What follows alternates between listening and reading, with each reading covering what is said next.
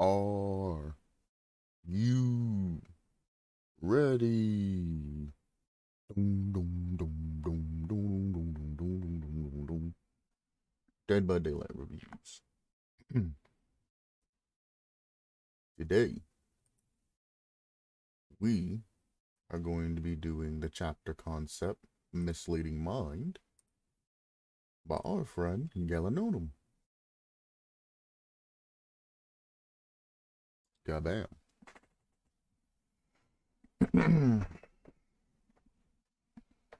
Visual check.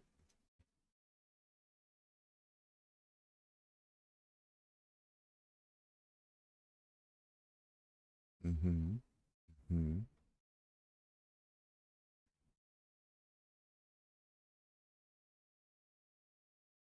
Interesting.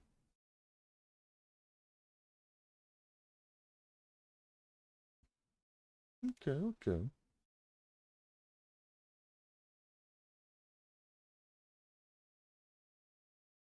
Oh boy.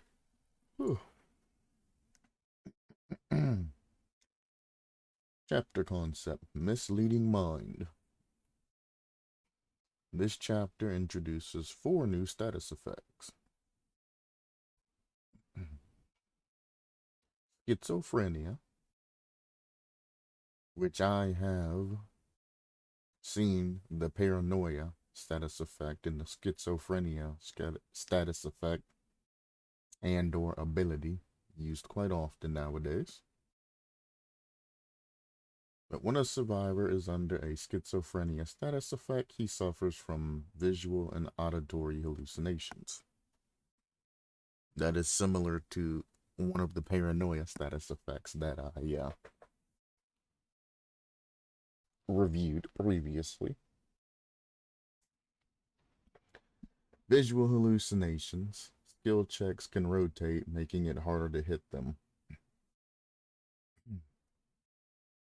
That would be interesting.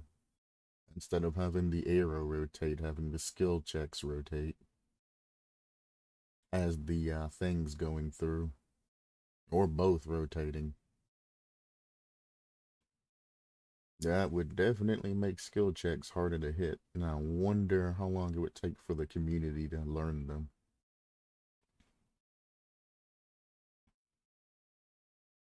Because you could really go off the end, and then you can combine like the doctor's reverse status effect, where those skill checks are backwards, make it rotate and move, and you can combine like past things where the skill check bar is a little bit darker, make the skill checks harder to hit. I mean, there's a lot of things you can do with the base skill checks. You can make skill checks like the wiggle mechanic, but obviously not as fast, where you gotta do the left, right skill check instead of it resetting. It goes to the left, you hit the skill check, and then it waits. And then randomly, you'll get a ding, and it'll go to the other side. Go to the left side, and then the right side. And sometimes it'll be rapid, left or right to left or right. Sometimes it'll stop. You can make it have, to where it'll go like halfway and then fake, and then go back to the right side or something crazy. Something to basically keep the survivor paranoid on where the skill checks are going to land and make it specific to a, well, I guess you could always set it to the same button in the options menu, but by default, make it, very, very paranoid about which way it's going to go. That would be interesting. Doing a whole bunch of weird things with skill checks.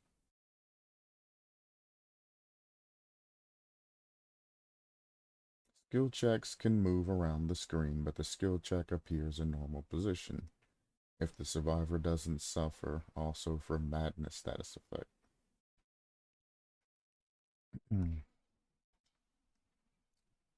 Gotcha. Survivors doing. Oh boy. Oh.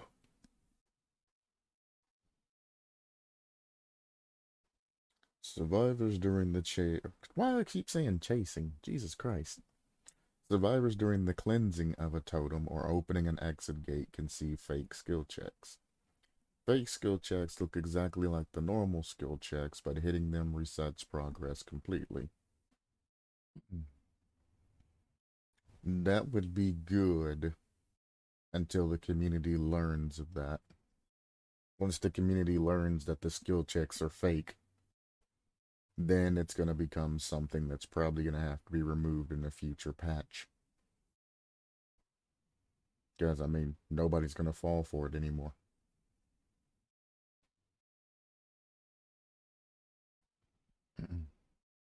So I would like to take that specific thing and future-proof it by making maybe a set of like real skill checks and fake skill checks mixed together.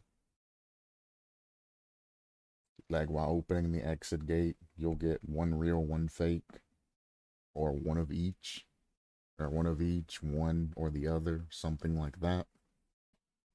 And it's just kind of a 50-50 at that point whether you need to hit this skill check or not. Now, resetting progress completely, I don't know about that, because the exit gate takes a long time to open, and depending on when you get the skill check, could really piss a lot of players off. So I would definitely, if you are going to make it reset the skill check, I would ensure that the skill check's going to happen within the first, like, 10 seconds. So if they do miss the skill or hit the skill check, they only have to do, 40 seconds instead of 30 seconds type thing.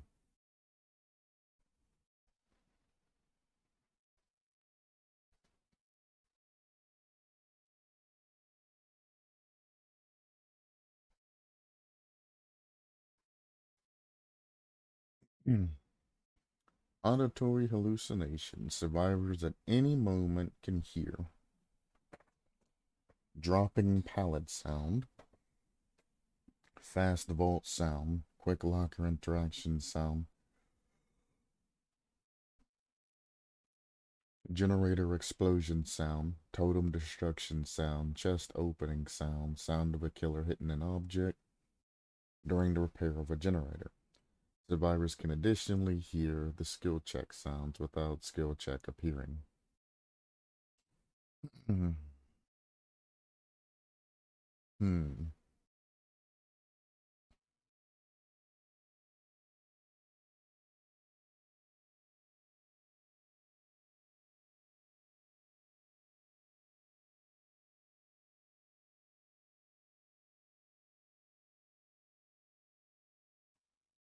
Hmm.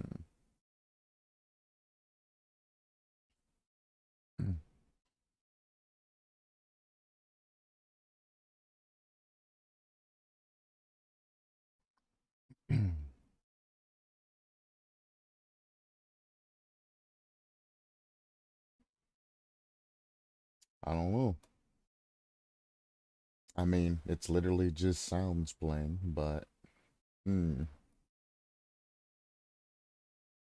like if you're repairing a generator and you hear a dropping pallet sound, you'll know that that shit for the most part is fake,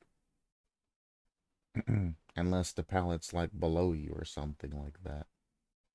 But I mean, if you're in a particular, let me reverse this.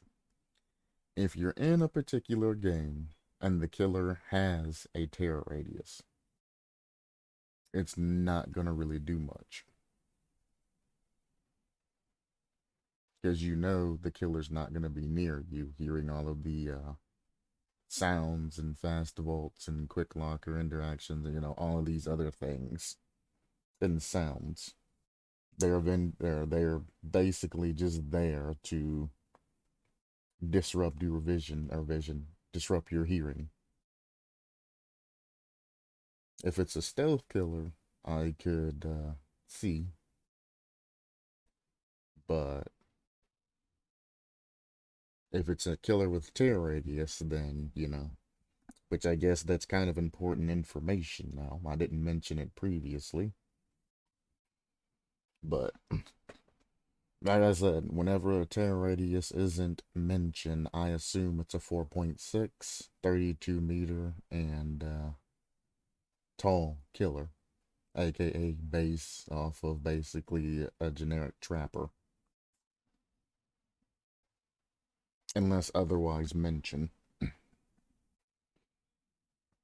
So all of these particular sounds that the survivor's hearing and all of that is kind of a, distraction for the hearing and all of that. But if the killer has a tear radius, it's just something they're going to ignore should they hear the tear radius sounds.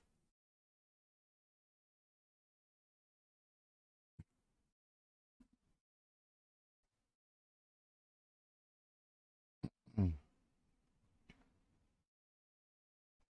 Now, it would be different if you could actually, see like a ghost survivor or something, dropping a ghost pallet or fast vaulting a window or something like that. But I mean, you think about it, even when a survivor fast vaults a window near the generator you're at, you kind of just look at them and you say, "You dummy."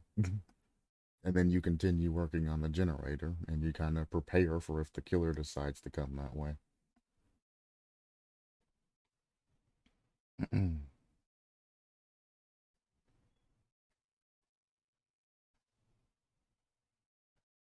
So I don't know. And then most of these sounds, I mean, isn't anything that, would necessarily freak you out if you were working on a gin. You hear a dropping pallet sound, and no tear radius. It's kind of just like, alright, somebody wasted a pallet. The fast vault sound's not going to do much. The locker interaction ain't going to do much. Generator explosion sound might get you once or twice, if there's like a ghost explosion hooked with it. Totem destruction isn't really relevant. Hearing a totem go pow.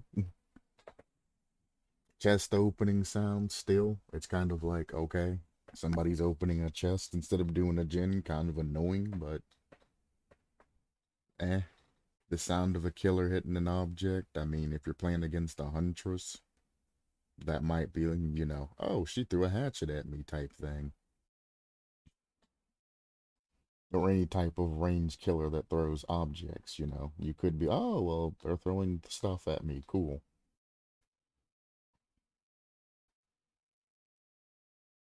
But I mean, it is just kind of sounds at this point. So, I mean, it goes through the auditory hallucinations and things like that.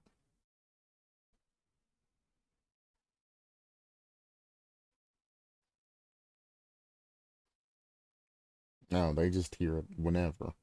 Gotcha. During the repair of the generator, survivors can additionally hear skill check sounds. The skill check sounds, I mean, if you hear the sound and nothing else is, coming with it, like a ghost skill check or something like that, then, there's no harm, no foul. You work on the gen, it goes bing, and then you get ready for a skill check that don't show up. And you're like, ah, okay. And then you continue working. I don't see that making somebody let go or accidentally hit a skill check or something like that. Because, I mean, even with that, it could just have a passive of, you get a go skill check. If you hit it, you lose like 3% or something, like old school ruin. Basically, something like that. If you hit the skill check.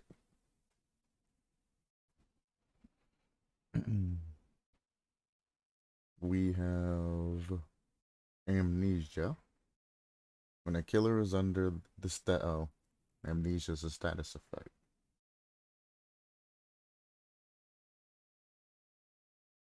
Did I miss something?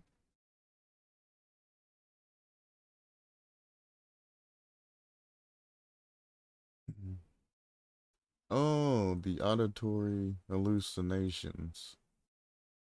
is the first status effect, and it's explaining what it is. Okay, gotcha.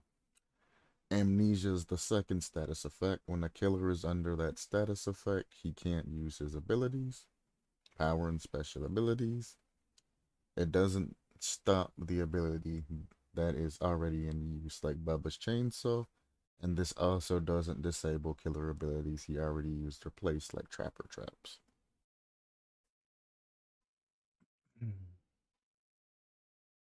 Why is this reminding me of League of Legends?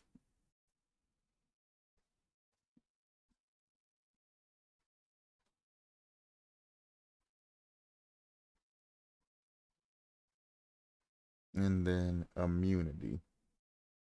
Under that status effect, survivor is immune to all negative status effects granted by the killer, excluding expose, hinder, deep wound, sleep, penalty, and madness, all the special killer effects.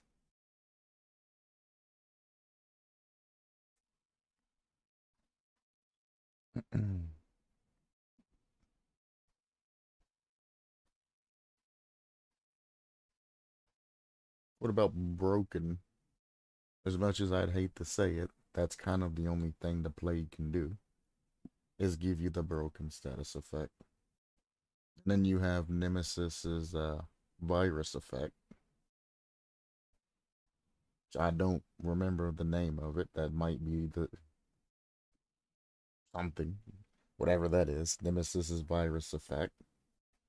And then you have the well, no, because I think the clown only gives you the hindered status effect. And you also have the, well, it's not really a status effect, but you have the curse effect that you can get from perks and things like that as well. That effect.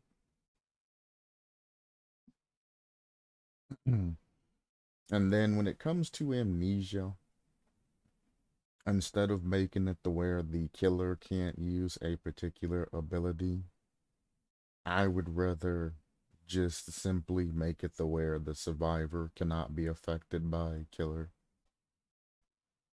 abilities. So there isn't some weird way to where all four survivors can activate amnesia at the same time and exploit it.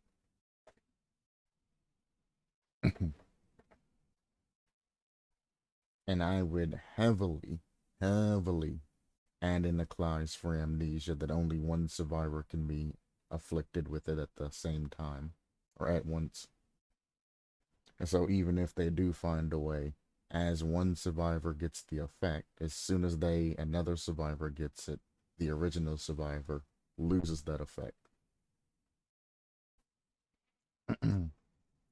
And I would just use the amnesia status effect or whatever it be called, and very small. But I mean, you can block the killer from using their powers and all of that. I mean, that's fun, but it would be more efficient to just make it to where there can't be or survivors can't be affected by their power.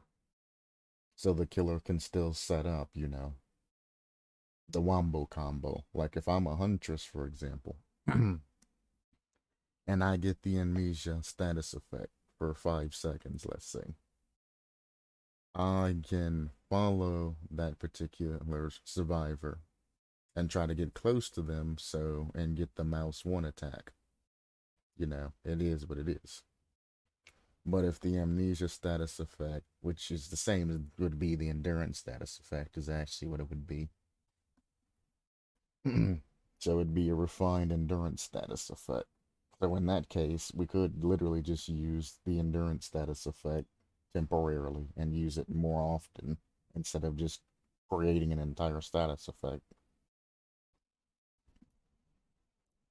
Or create a endurance effect that only lasts, against killer specific powers and not actual mouse ones and things like that.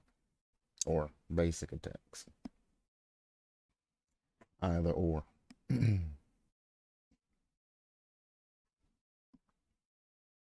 But if I'm locked 5 seconds with the Huntress and all of that, the only thing I can do is mouse one. then that's gonna be bad. Unlike, me only having 5 seconds of power or unable to be hit the survivor.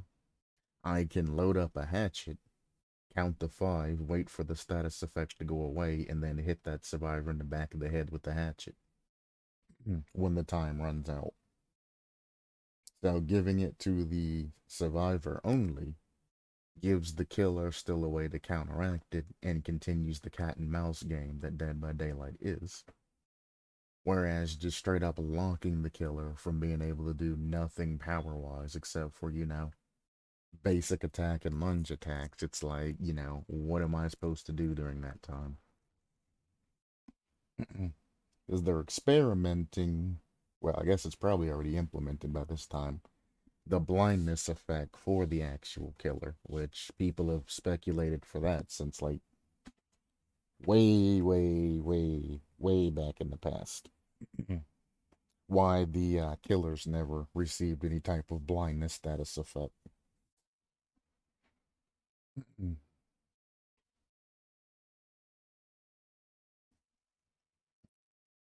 But, oh,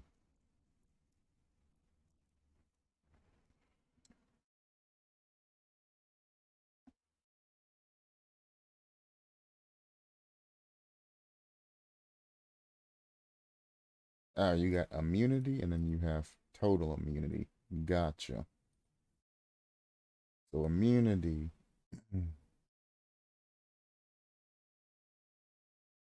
The survivor is immune to all status effect granted by the killer except for special kill on effect. Kill. Holy shit, special killer effects.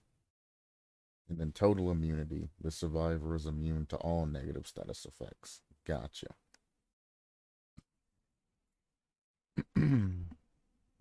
Which also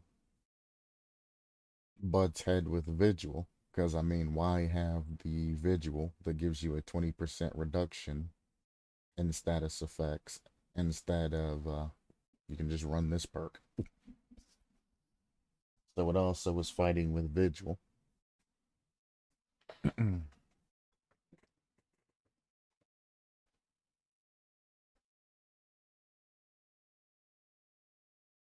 Oh, man. Whew. I'm losing my goddamn shit. I stayed up till like 5 in the morning talking to Macho last night. We were just chilling. The killer is the madman.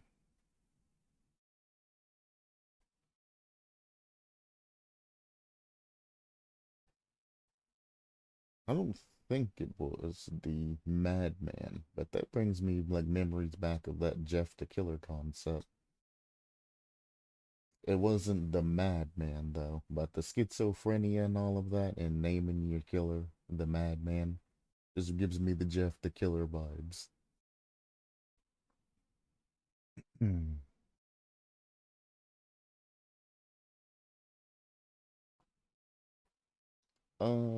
Appearance. Wait.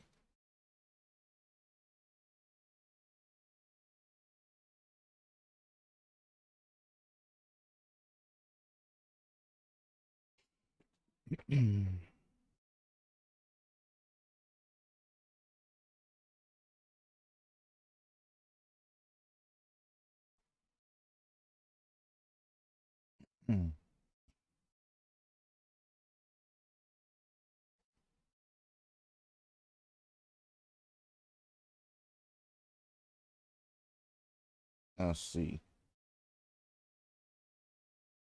Hmm.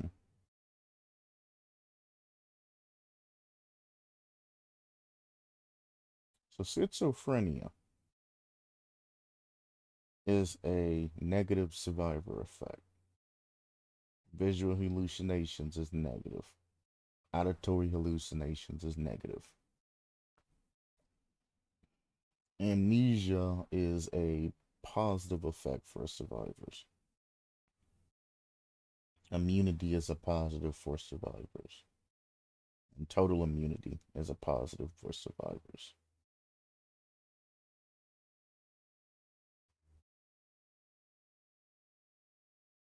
I don't know. It just threw me off my game reading all the status effects and then seeing the killer. It made me question mark because my mindset was in survivor mindset because that was the last thing I went over. And I seen the killer and I was like, was all of this for the survivor up ahead or up top? But no, it's literally just talking about status effects. Gotcha.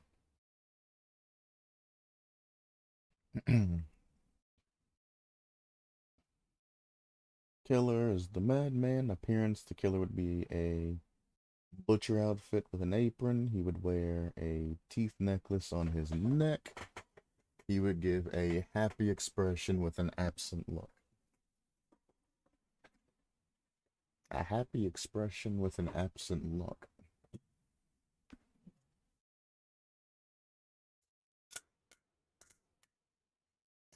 Is that an oxymoron?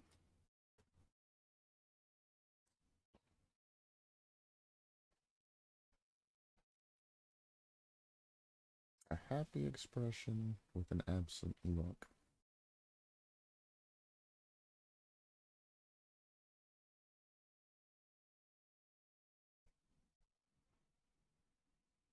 I guess like the psychopathic smile, maybe? But I wouldn't necessarily call that an absent look.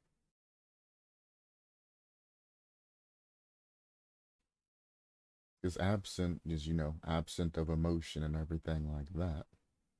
So having no emotion but having a happy expression, that would be an interesting thing.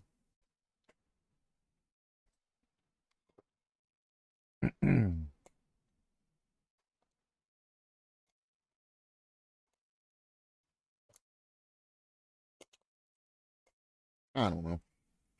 Killer name. Valentine Stutz. Boy, you turn that T to an L.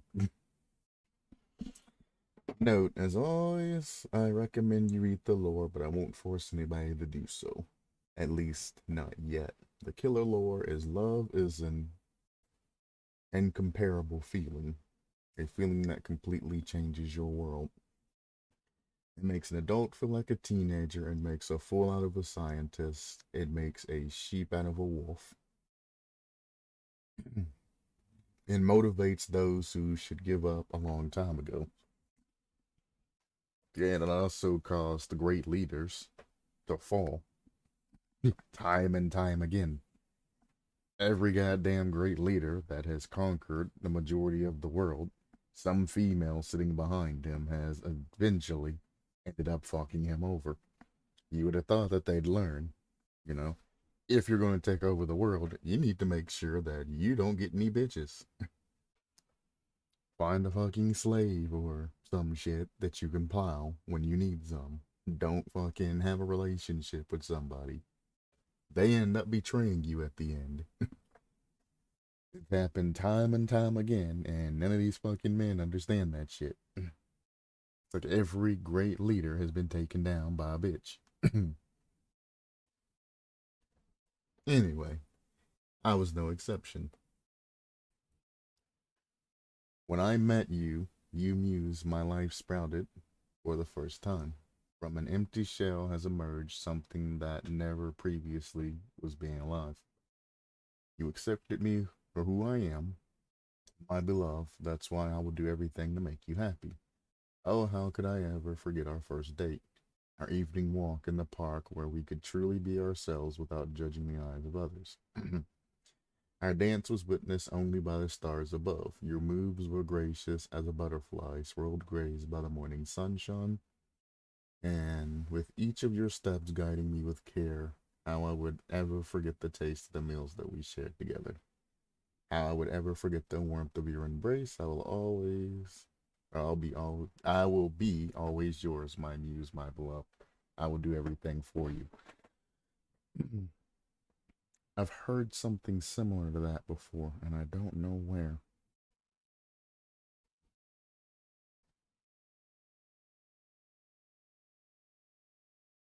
No, it wasn't Hannibal Lecter. From a book?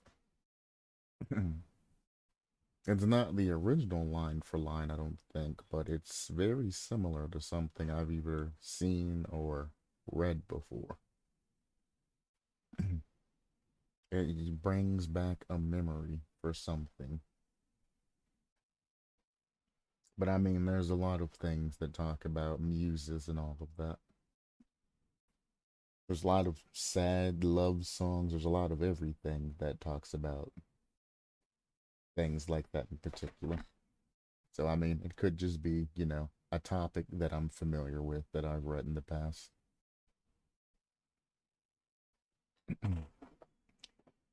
Weapon cleaver. But you know how it says if you wrote or mentioned something, somebody else somewhere has probably already mentioned it before. Because generally in today's world, even new inventions are just popularized old inventions, or more modernized versions of the inventions. So if you really wanted to get rich quick, you could literally take looks at patents from the past of, inventions that might have succeeded, might have failed, etc., etc. Go to school, go to college, or assemble a team that's already done that and then just finance them and have them perfect an old patent, bring it more modern, add in all, the bullshit digital electronics and Bluetooth, Wi-Fi, all the other bullshit, and profit from it. And it's not even an original idea. The smart people who actually make money out of that shit, that's what a majority of them do. The other third or so of them, maybe a fourth, are like, man, every time I turn on this goddamn sink, water goes shooting everywhere. And then they invent something just for specifically their sink, and somebody comes over and says, hey, my sink does that too. Maybe you can make one for me. And then that person's like, oh, and then that person tells somebody and things become popular and they're like, all right, well, fuck it. I'll make them widely available to the general public, and everybody's like, holy shit, this is amazing. My sink's been doing this shit for years, and then it's fixed. And now you have like a directed nozzle as opposed to just a hole in the wall fucking blowing shit everywhere. But anyway, the killer speed is 4.6 meters per second.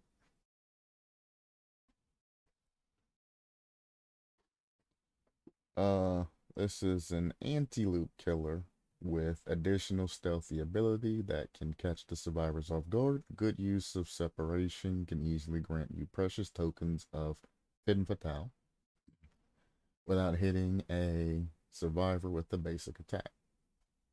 Combining the femme fatale with the separation can force the survivor to change the environment to a less favorable one for him. What's going on, Galanonim?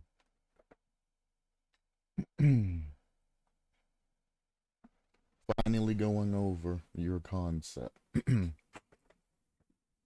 I must say, I'm about 60% there as opposed to the general 80%, which I mean's not entirely bad. Because I mean, I haven't went over the whole perks of the killer and survivor if one exists. I've just went over the status effects and all of that. So, still good. Still good. I will, after stream, come back to what I missed. That works too. What in the actual hell is going on right now? The damn door has opened like 3 damn times. Read the story. I have read the poetry at the top. It was kind of weird, I believe. But the poetry up top, I don't know. It just reminded me of something that I've read, either online or in a book or something. It reminds me of a poem. that I've read before. But I mean, things talking about muse and, having a muse and things like that, and, getting your life back on track or being motivated by a particular muse. There's a lot of people that does it, so I mean, it's sort of like goes together. The killer lore is what I'm talking about. It's got a very poetic vibe to it.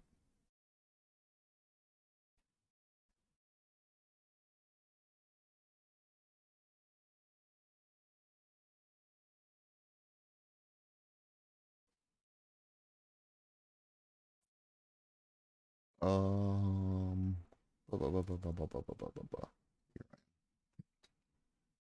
all right, power. Femme fatale. To use this ability, you need a token. Interesting.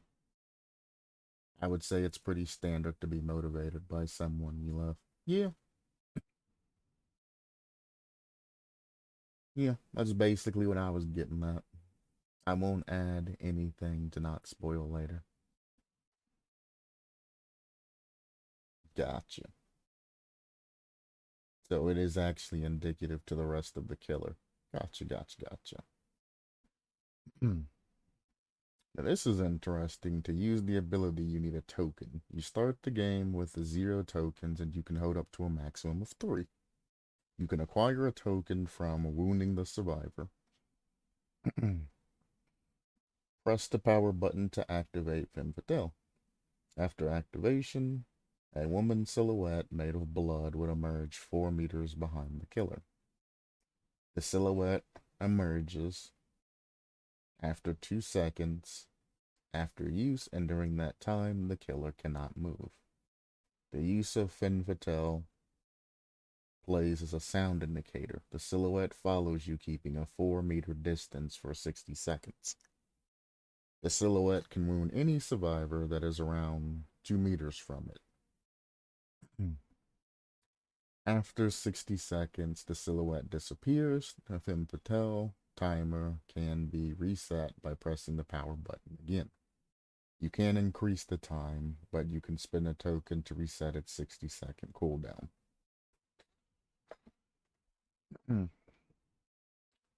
So,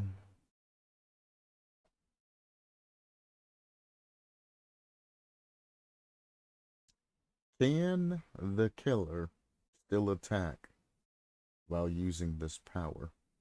Because if they can, you're gonna have like the Nemesis zombie double tap situation happening.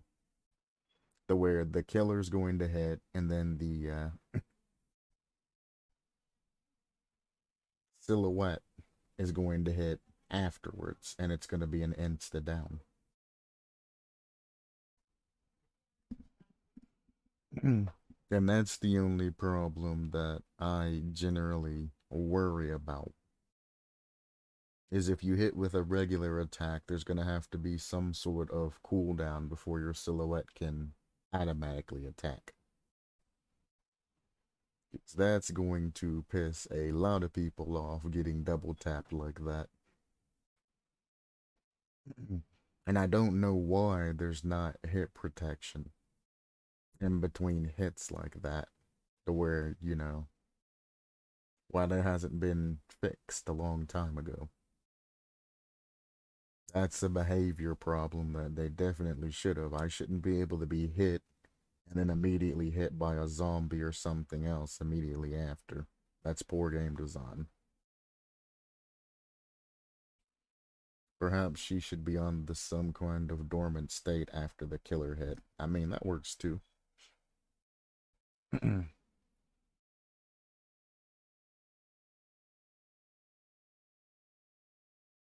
Well, that fixes one problem of it stacking after the killer swings. But if it hits first and then the killer swings afterwards, it's still going to be the same problem. It'd still be within 2 meters. But I mean, if you're alright with nerfing it to being basically an automatic, hit that happens when you get near a survivor. Or I wouldn't say an automatic hit, but an automatic swing. Because I assume that despite all of that, the after image only swings in the direction the killer's facing, even still. It's just kind of an automatic type thing.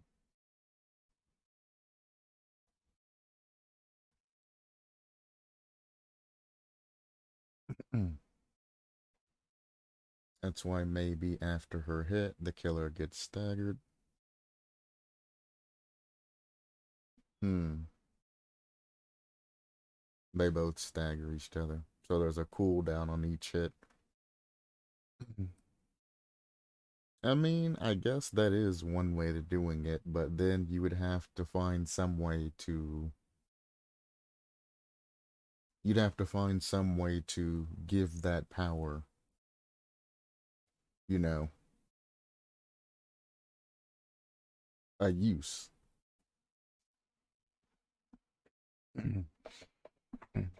Because the whole point of that is to, the whole point of the power originally was to make it to where you could get multiple hits off and things like that, because you would have the after image and all of that. So even if you missed, for example, your after image could take the swipe and all of that afterwards and still pick up that hit. But making it to where they both stagger each other, then you just kind of have this cosmetic effect that really doesn't do anything extra, because if they swing and survivors learn how to bait out your phantom, you can't swing. But if both of you are allowed to swing, then there's a problem with that too.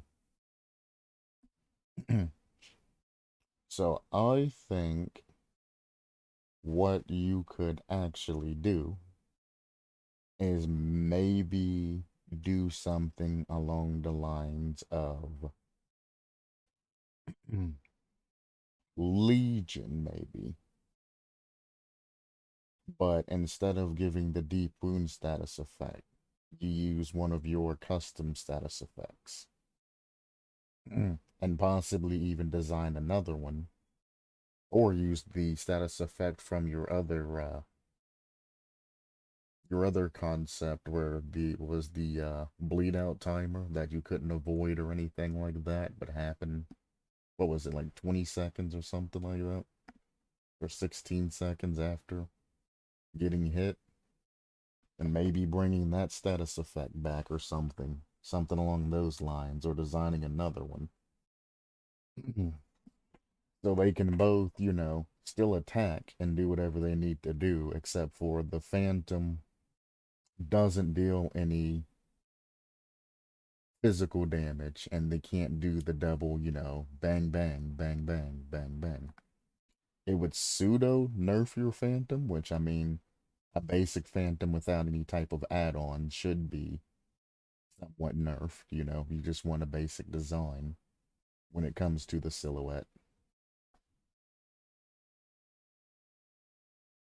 Gonna be honest, something like this crossed my mind.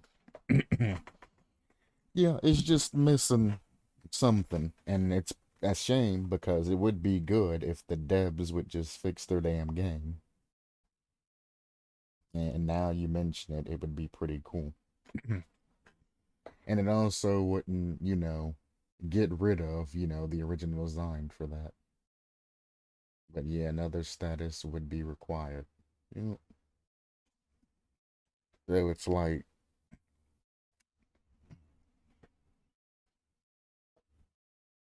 I don't know. It's just sad that behavior hasn't fixed that issue.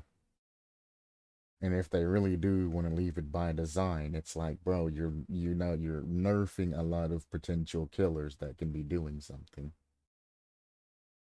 Status like immortality, in which you can't get any damage. I mean, you can use one of the statuses that you have that gives you the immortality against what's called immunity. That gives you that against status effects and all of that.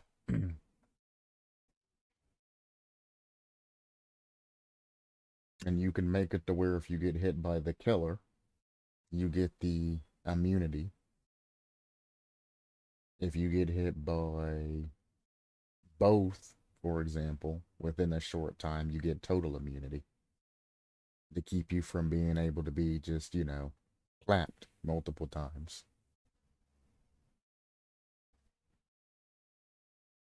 So it would be three different immunities, the third one, damage immunity.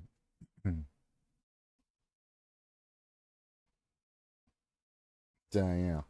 And it's sad that you're going to have to try and go back and try to fix behaviors fuck up, which shouldn't have been a thing, but a lot of people try to fix behaviors fuck ups because, well, they have a lot of them and they still have yet to fix the thing. Like killers getting stuck inside of pallets, for example. That's something that still happens. The double hits with the zombies, where the nemesis slaps you and then a zombie immediately slaps you after, or vice versa, and you go down. That still happens. And all the other dumb things in the game. Like, there's a lot of things that they know is a problem, but they just haven't fixed. I don't think a killer getting stuck in the middle of a pallet being unable to move is a, designed. I know, right? It's still getting hit meters away from window. It's like you get so, like you said, used to playing with the bugs and all of that, that it's normal. It's not that hard to sync your servers to be better with everybody. I mean, maybe it means you have to have, regions and things like that. And I mean, if you have your region set to all regions and you can play with everybody, then, it is what it is. You have latency because you're hooked with somebody from like China or some shit. It is what it is. Now, Dead by Daylight does have regions, but not like that. They basically separate, like the Asian countries away from the American countries. So it's more like languages. They separated you via languages and all of that instead of regions. But it's also like, no, it's not a good thing to do. Because I've joined the game and have just joined with like 200 ping and been like, dude, the killer's skipping around. I'm skipping around. I can tell that I'm lagging for him. He's lagging for me. And it's not just been an enjoyable game.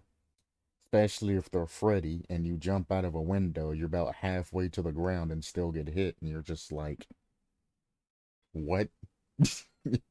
What actually just happened?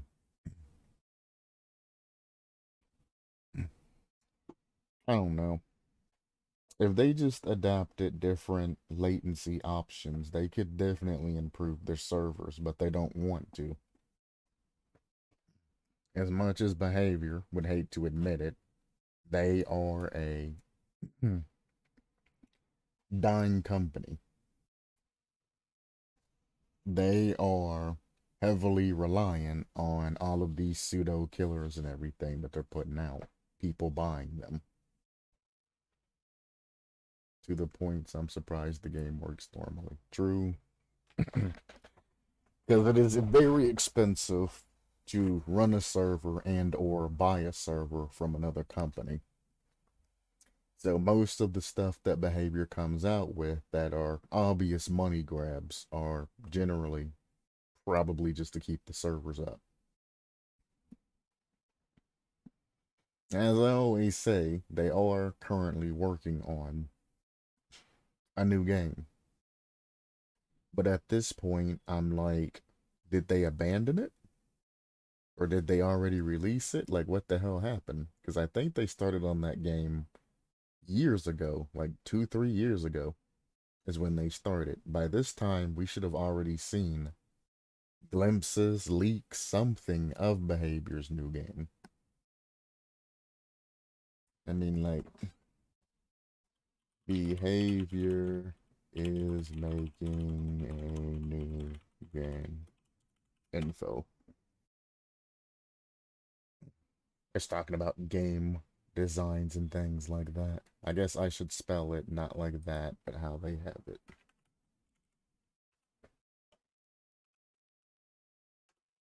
Maybe like that. There you go.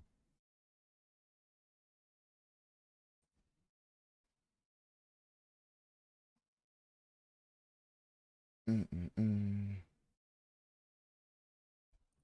Absolutely not.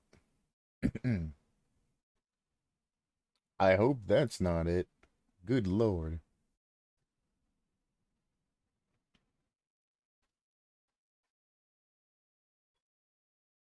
I don't even know this exists. A Dead by Daylight dating sim. What the actual fuck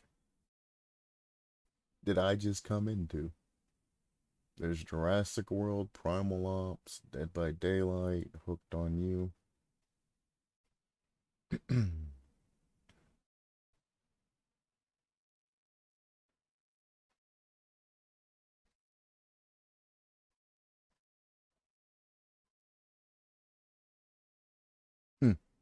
hmm, hmm, hmm, hmm,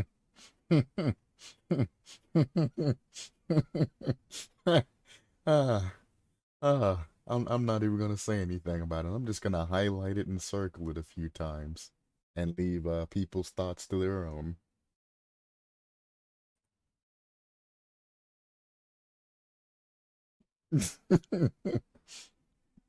Oh, that's so good. That's so good. That is the funniest thing I think I've read in a long time.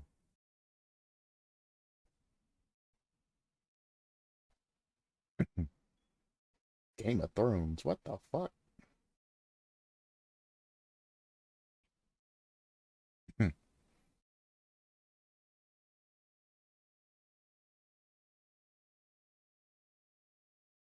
Or masochists. Oh, they worked on Extraction? No wonder Extraction was a fucking buggy ass mess when it came out. They worked on Vanguard? No wonder fucking Vanguard nobody likes to fucking play. I never played Grid Legend, so I have no idea. A remastered of an old game that everybody played as their childhood.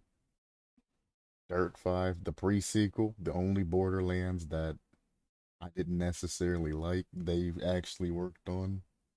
Never played Hide Busters. Lego Assassin's Creed, or whatever the hell this is.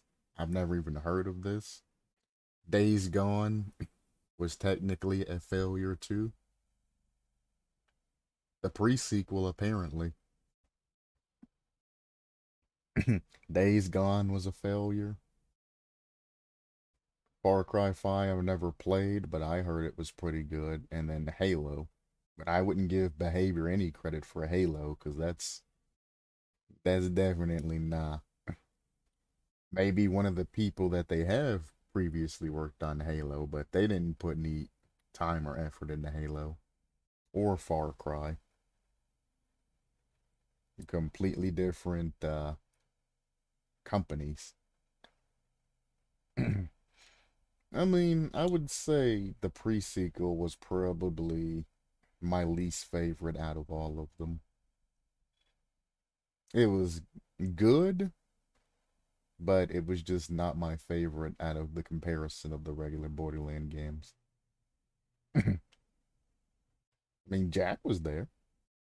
Playing Innisman and doing all of that shit was pretty cool, but it's just like, I don't know, it just didn't feel the same, going into space and all of that other things. I think I like 2 and pre-sequel the same. Yeah, I played the hell out of Borderlands 2, I ain't even gonna lie. The absolute hell out of that game. I didn't finish 1. Oh no.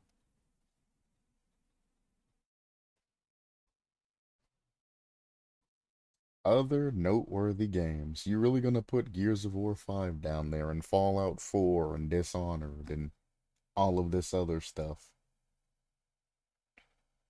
And Wolfenstein was an IE game. Want to make games with us? No. Actually, I do not. But one wanted to just rush the game, and I quickly lost the joy of playing it. I could kind of see that. Because I didn't play one as much times as I played two, to be fair.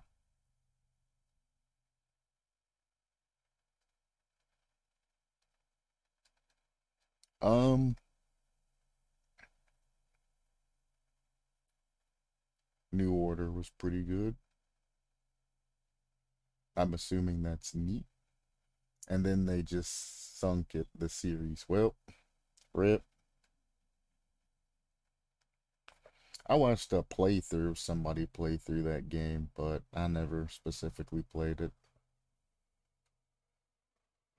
I also can't help but notice that all of the information about them making a particular game has disappeared. So maybe they did drop that project. That is, oof. Canada, best managed companies. That sounds like that's a generic. Fast 50 winner. Best places to work 2021. These looks like some fucking generic sticker shit. Montreal's top employers. Best workplaces for hybrid work. Great place to work. Certified. All of these all happened at the same damn time. It just looks like they just copied and pasted the same shit multiple times, and that's all they have. Best managed company, best place to work, best employers, best workplaces. None of this shit has anything to do with the goddamn games they produce. What the actual fuck do you mean?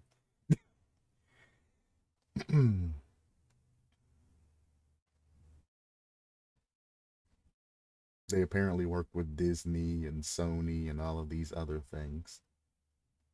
All right.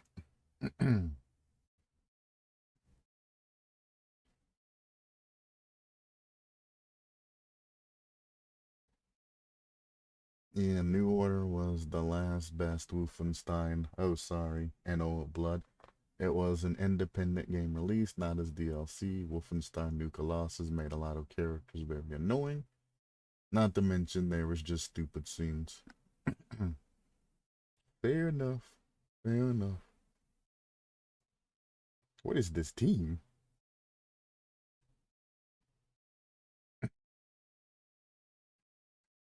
Well, goddamn. There's a bunch of old fucks on their team. No wonder it takes them for goddamn effort to release content.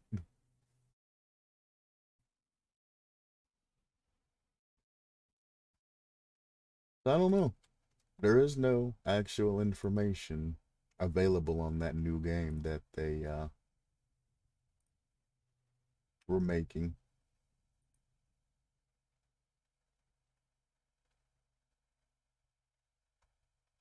Xbox Series X leak reportedly reveals exclusive game from Dead by Daylight team. Behavior, blah blah blah, is working on a new Xbox console exclusive. Xbox console exclusive? That's not what I was told. That will be presumably be coming to Xbox One and Xbox Series X. The leak comes the way of a link profile of a dev. Blah blah blah. There's no mention of all of that, but it's safe to assume if the game is still coming, it will be a cross-gen release. Unfortunately, all of that doesn't say anything except that it's a AAA game. Now, I was there when all of the leaks and shit happened, and I looked into that, which is how I know that, that's legitimate information. Boomer team, they're working on Dead by Daylight 2. That would be too fucking funny. Pregnant woman outplayed many Nazi soldiers and even a massive robot dog. Well, I don't have much time anyway or money, so it won't hurt. True.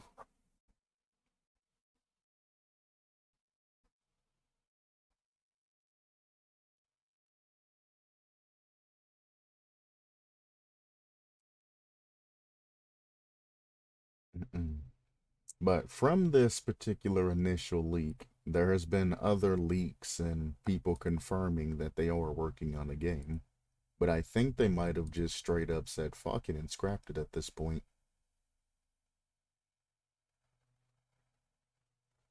Well, that's sad. I definitely don't remember anything saying about console exclusives and all of that. Now, there was something saying that Microsoft and Xbox, or Microsoft and Behavior, were working together. AKA, Behavior was sucking up Microsoft's fucking funds to do or make a game. But,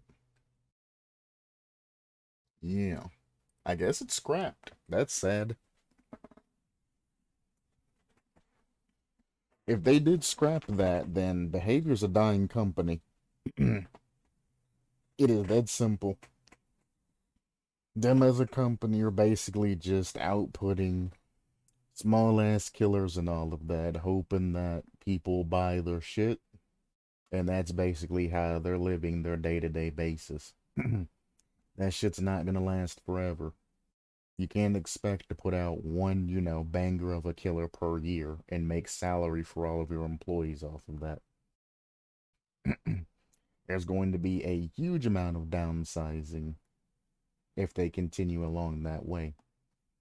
And instead of using community resources and, for example, my alternative killer system, which they could be constantly putting in low poly killers and things like that, PTB and all of the other things, and just have them paid, a pass that you could pay, like a season pass, to continuously use these alternative killers that are going to be updated all the time with just random creations from the forum, and keep a steady money flow.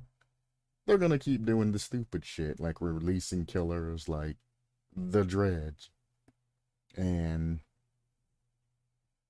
shoddy ass Pinhead and things like that. And then once a year, you'll get like a Sadako, where they actually put time and effort and all of that into it. So behavior ain't gonna be around for much longer if they don't get their heads out of their asses. It's just that simple. People are going to get bored of all of their designs. They're gonna stop spending money and they're just gonna be playing the game that they've already purchased, and behavior is gonna go under. Now, what I hope happens is another company picks up the rights for Dead by Daylight and they actually make the game into what it can actually be. Because, I mean, we're already, what, 6 years into the future? Maybe even more. And the game still has a small base of things you can do. You can crouch, run, emote, and then perform fast actions like lockers, vaulting, dropping pallets and things like that. Like, you can literally probably count. There's less than 20 actions that you can do, and some actions you don't do that often in the game. And the amount of actions that you can do has never been increased. It's just been a different variant of an action. Like breaking totems became booning totems. And I'm like, if you guys just added more mechanics to your fucking game and stopped adjusting the mechanics you already have, you would have a lot more leeway of things to do. Like, imagine being a survivor and instead of having to 360 your way around the killer, you could just do something like a basic dodge or something like that. Not like a dead hard infinity dodge, but you could like dodge to the right ever so slightly or dodge to the left ever so slightly. to try to avoid a killer that way. Adding in a jump, just being able to jump would give you so much leeway. If your character could just Mario some shit. The parkour and things that they had, they always remove and make it to where survivors can't get up on objects. Why? Give us all the ability to jump and let's see what we can do with that ability, you know? Dead by Daylight, the pre-sequel. I think the main reason that the killer thinks survivors are OP are the 360s. I've seen some of those best DBD players that just mostly 360 the killer. Yeah, 360s are very powerful, especially with the aim fluffing that behavior has. Because I've been 360 before, and the aim fluffing literally pulls your killer to one side and forces you to miss, even though you would rather not go in that particular direction. But then it's like they allow them to get that super high sensitivity and do the things like moonwalking and being able to get, the perfect 360 spins and all of that other stuff. So it's like, man. Yep. The stretch screen resolution and all of that other stuff is actually allowed too. They do that shit in tournaments. It's all allowed. It's fair game. That's the thing that gets me. It's all fair game. They do that shit in tournaments and they don't get docked for it. It kills me. Yep.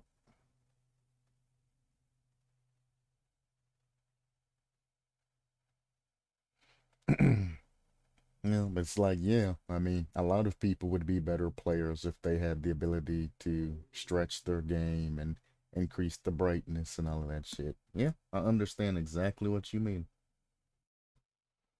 I understand exactly what you mean. But when it comes down to it, a tournament participant or the champion of the world or anything like that generally just has more knowledge and more experience than you anyway. It's not that they're better than you, it's that they've just been at it for longer. Some people have a professional team behind them that comes up with strategies for them and they just deploy it. They look up the meta and all of that, that's what's going on, and then they adapt the meta. It should be on main options, definitely. I mean, they have fixed stretch resolution problems, to be fair, in behavior's defense. However, nobody cares. They just put it back to the old way.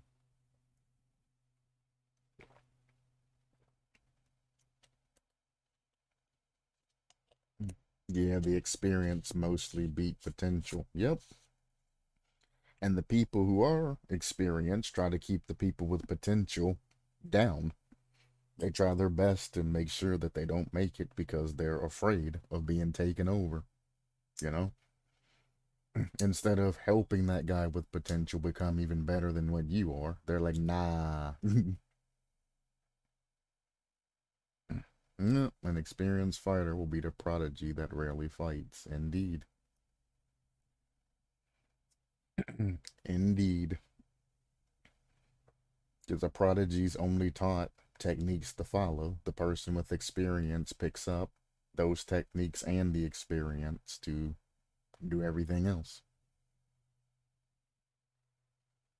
Don't even tell me about it. Polis education. Ah, I see.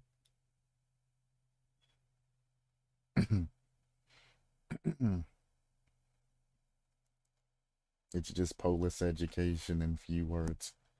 Yeah, it's smarter than American education by far. American education teaches you to follow the crowd and be a sheep. Old boomer won't teach you many things. They are arrogant and refusing to help. Yeah, that's a lot of teachers in a lot of places.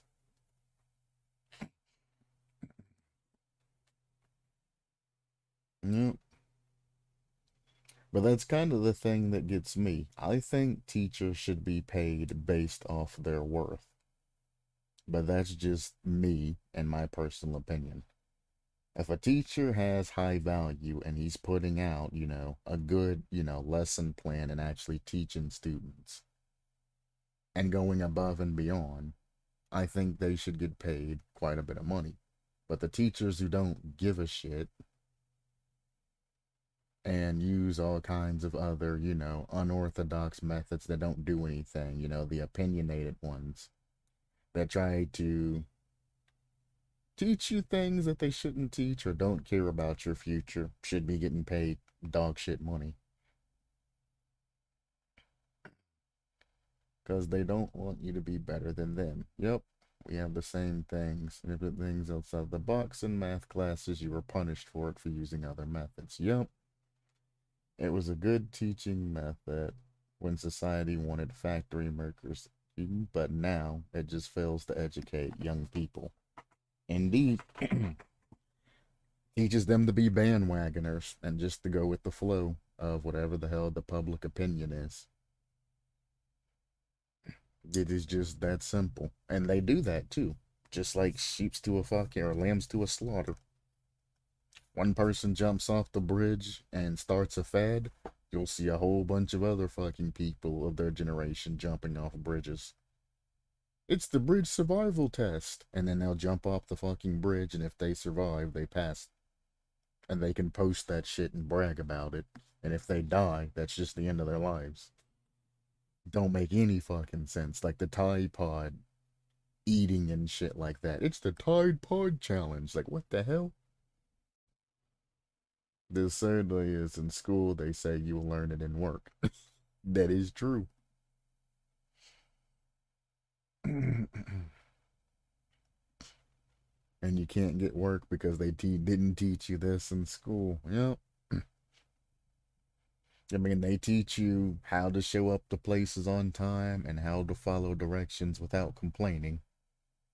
How to work for an extended amount of time, and then afterwards you go straight home and, do the thing. They teach you the basics of what you need to be a drone, a factory drone.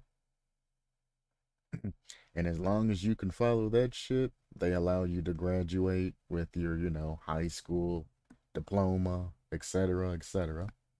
And if you don't do exactly what they say, nope, you don't get your diploma. Or they make you drop out or some shit. This world is so irrational. Yep. That gives me a killer idea for later. Oh, shit. We're gonna have a Baldi's Basics killer. No.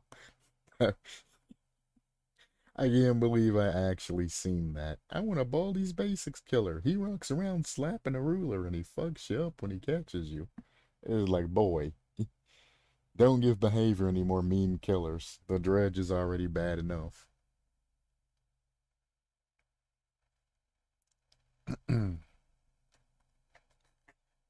Oh boy.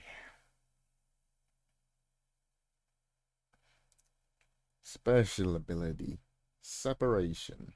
Press the active ability button to leave your weapon mid-air for a maximum of 20 seconds. After 20 seconds or after using active ability again, your weapon comes back to you, wounding all survivors within its path. After using this ability, you can't use your basic attacks, and after the weapon returns, this still lasts for 2 seconds. When you are unarmed after using this ability, you are under an undetectable status effect. This ability has 20-second cooldown after use. That is very good for cooldowns, but very indicative to the artist as well. Instead of having 3 things that only last for like 7 seconds or however long they last, it's just a 1 thing for 20 seconds. I do, however, like it. That you can set up an ambush or something, or basically, like you said, cut off loops using that particular power. And make it to where the survivor just cannot go that way. But I think that separation could be, you gave up on this quickly. Yeah, I know, right? I feel like this could be expanded upon to make that even more interesting.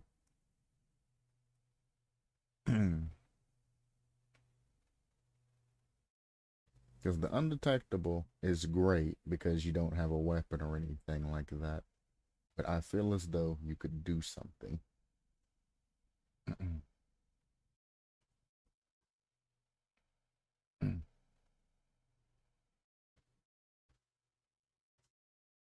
Hmm.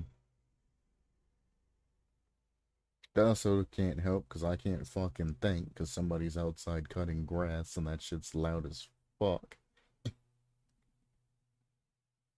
So I'm just gonna leave it at that. I mean, it's fine as is. I mean, it's kind of indicative to artists and things like that, but it's also not because you're leaving your weapon out there.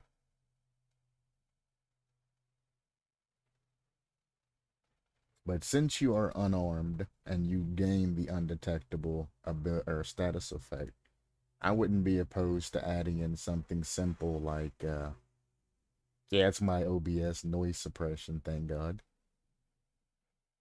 I wouldn't be opposed to adding in like Killer Instinct or something, either as an add-on or added into this to anybody that goes near the weapon, gets the Killer Instinct effect.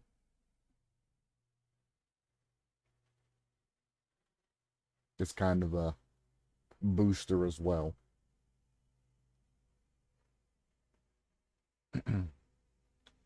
Now, one of the problems that worries me dearly is basement. If you put your weapon, let's say, somewhere in front of the basement, and then you hide anywhere on the opposite side of the basement undetectable, and a survivor comes in, and tries to unhook another survivor. If you pull your weapon to you and it just claps the cheeks of everybody, and I mean, that's kind of the same for any hook in the game. You can just sit your weapon right behind the hook, and as somebody goes to, save that particular survivor, you pull the weapon back to you, and that's going to be damaging for them. Yeah, unfortunately, it would be most likely like in Bubba case. Yeah, that's the only thing that is kind of a man type situation is you have the scumbags that want to camp with it hardcore. And if that person ain't got borrowed time or is injured, for example, they can't get the save. So if you got, three survivors, two of which are injured and one's on the hook, you can literally just put your weapon there and stop them from ever being able to get the save. Yeah, the basement sucks. Indeed, it does. Indeed.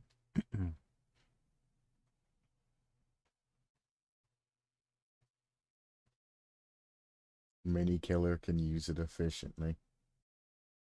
Yep, Baba, Hag, Trapper. Indeed. Indeed. Well, Trapper is kind of reliant on other survivors' stupidity. Because there is a gap to where Trapper has to leave a fairly huge gap to where he can place his traps that survivors can just run through. But somehow, some survivor manages to run straight into that shit every time, and I'm just like, bruh, we're up against the trapper. You know we're up against the trapper, and I'm hooked in the basement, and you weren't paying attention? It's like, come on, man. I wish there was at least a pallet or another entry. I mean, there technically is a pallet if you can make it to it.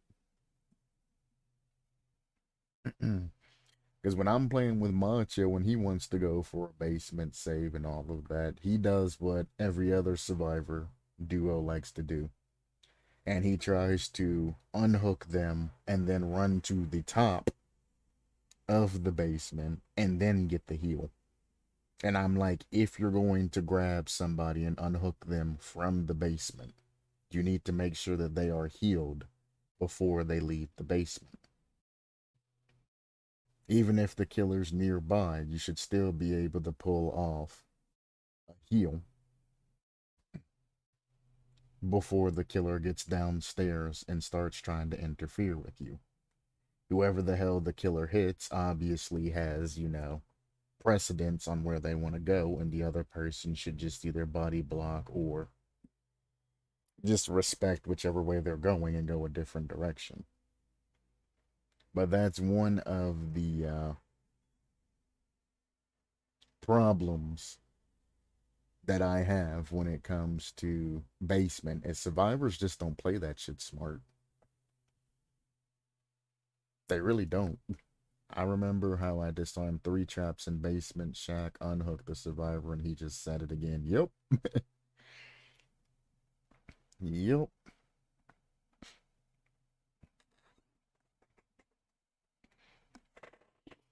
And it's like, if you're gonna go for a basement unhook, you should make sure you have at least, the best build for that. If it's one guy in the basement and there's 3 survivors out and about, maybe let the survivor that has borrowed time at the bare minimum, or a healing perk to increase healing speed or something like that, go for that particular unhook. Unless they're injured.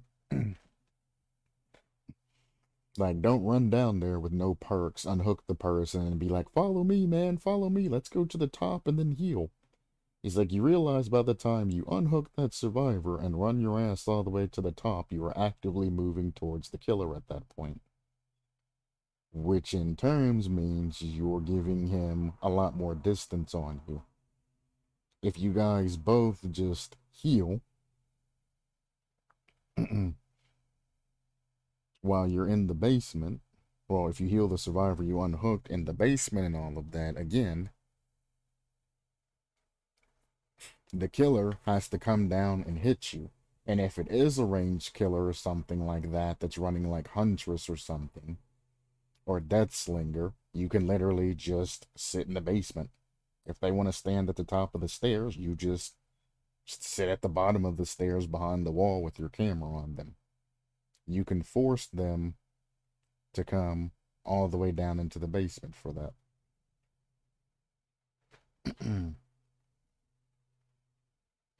What if the other survivor, by the cost of wounding himself, could remove the cleaver set by the madman?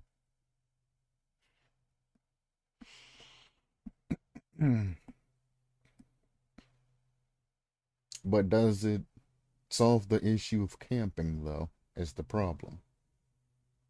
If you make it the where a survivor can exchange a health state for removing the cleaver would have to remain out of play for X amount of time that's balanced for that survivor health state. And you can't have a killer running around with just no weapon and being blocked like that for a decently long time like that. So the killer's gonna have to have another mechanic built into him for when he doesn't have a weapon. Ways that he can still push back.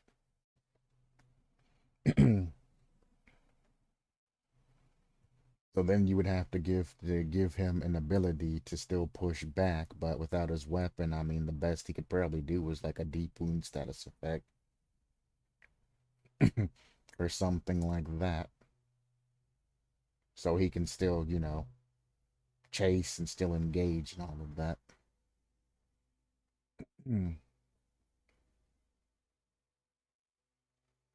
Because, I mean, if they get rid of the particular hatchet in exchange for health, which, I mean, it can't obviously down them. So they would have to get something that's equivalent to that, and then the killer's going to have to get something equivalent to that. So it's going to be a hell of a balancing game if you want to undertake that. I mean, there's nothing wrong with setting traps and all of that on a survivor getting, unhooked and things like that. Because at the end of the day, it is still the equivalent of one hit. And if the killer's nearby, a survivor shouldn't be going for an unhook anyway, especially without borrowed time. So that's one of the main issues that Dead by Daylight survivors make, is they go for unhooks immediately after the killer hooks when the killer's nearby or when they're injured, and they trade.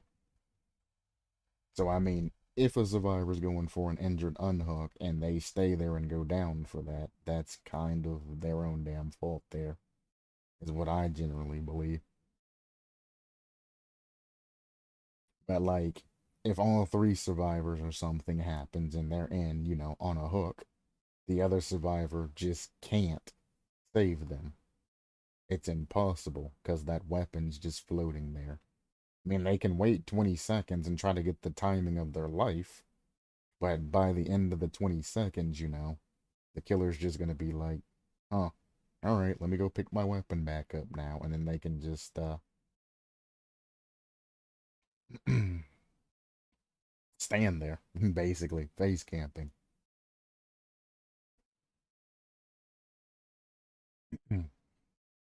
But I mean, on the same level of that, they don't even have to literally put their weapon there like that. They can literally just stand there and face camp or sit there like any other killer that's a camping style killer, and can just walk up and then pick them up or bop them on their head when they're going for the unhook anyway. This just gives you the ability to have more range. So, as things are going on, for example, you can leave your weapon somewhere and then you can go and do some other things. And as you get the killer or the survivor's being unhooked, you just activate the thing and the weapon pulls through, damaging them. But we all know how jank Dead by Daylight is, and the hitboxes combining and people being immortal, even though they're unhooking and things like that. So there's also that issue too, because it might not do a damn thing to particular survivors. You also have the status effects that you designed and things like that as well. So you can actually design something to kind of sort of curb that a little bit and make it somewhat fair in some situations, if it comes down to that too. But I mean, at the end of the day, it all depends on how the community decides to play this killer. If people try to find exploits and scumbag it up, obviously it's going to need to be balanced and redone a little bit. If they play it legitimately and they just add it in like regular, then it won't have to be redone. So I guess leave it to public test beta and see what happens.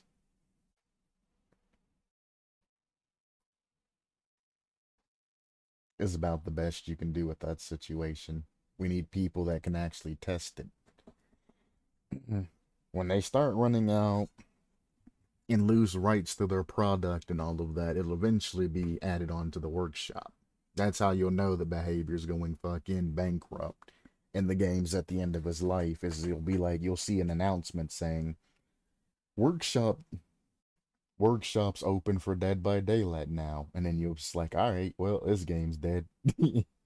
That's the end of that. In Reddit, someone said that schizophrenia status effect is just a madness ripoff.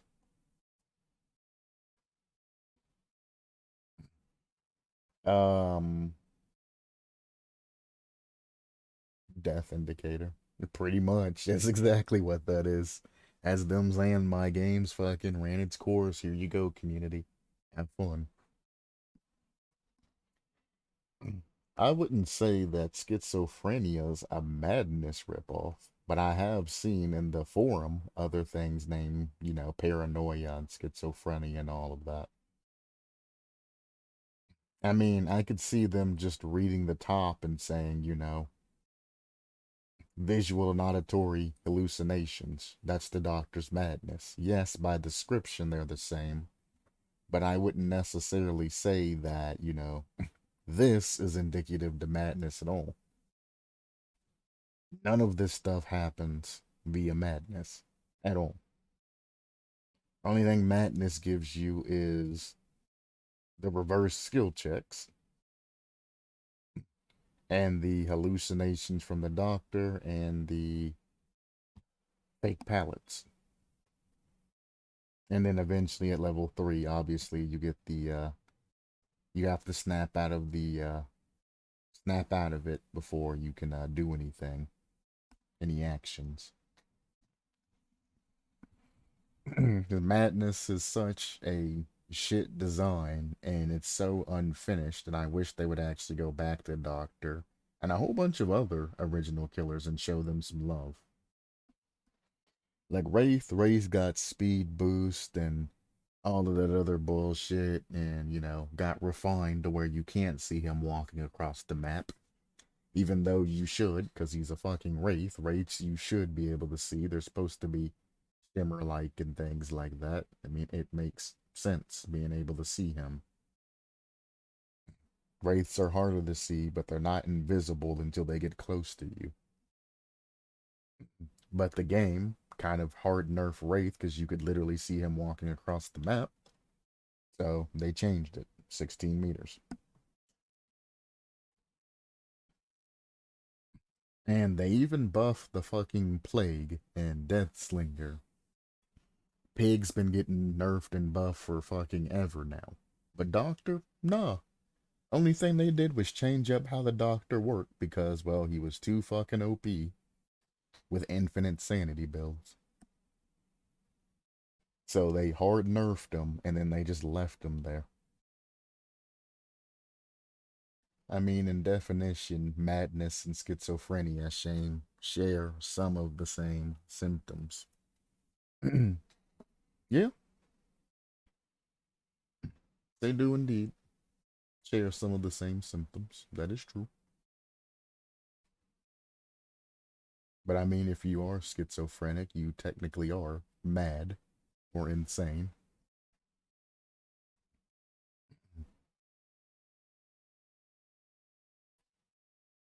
They are two of the same side of the coin. One thing I would change in Doctor, if it wasn't changed already, is the fact that you can't unhook. um,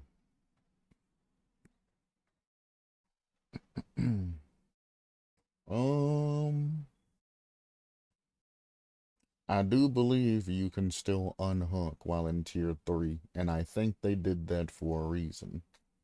That was part of the base design during the Infinite Insanity builds back in the day.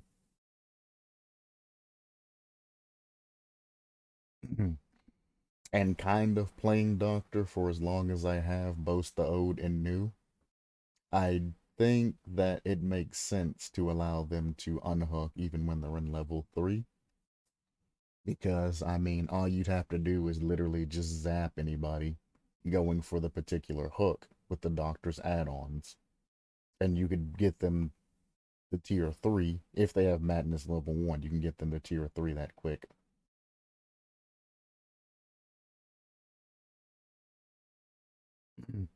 But I'm pretty sure you can still unhook them while in Madness. But I don't think you can do pretty much anything else.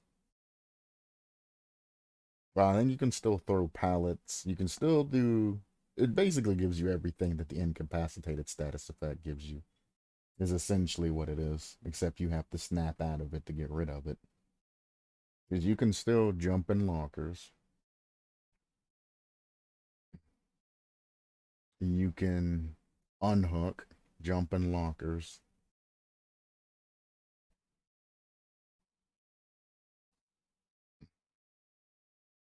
Uh, Climb windows. Your generic escape actions you can still do. If yes, then I'm happy about it. Yeah. Yeah, I'm pretty sure you can unhook while you're in Madness Tier 3.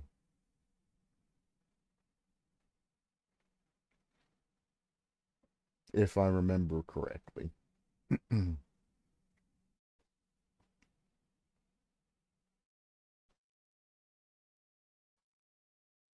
But it's like they've nerfed Doctor so much that it's just a lot of people are like, I like the new Doctor. He's a lot stronger. They buffed him. They did all of that. I'm like, no, they didn't.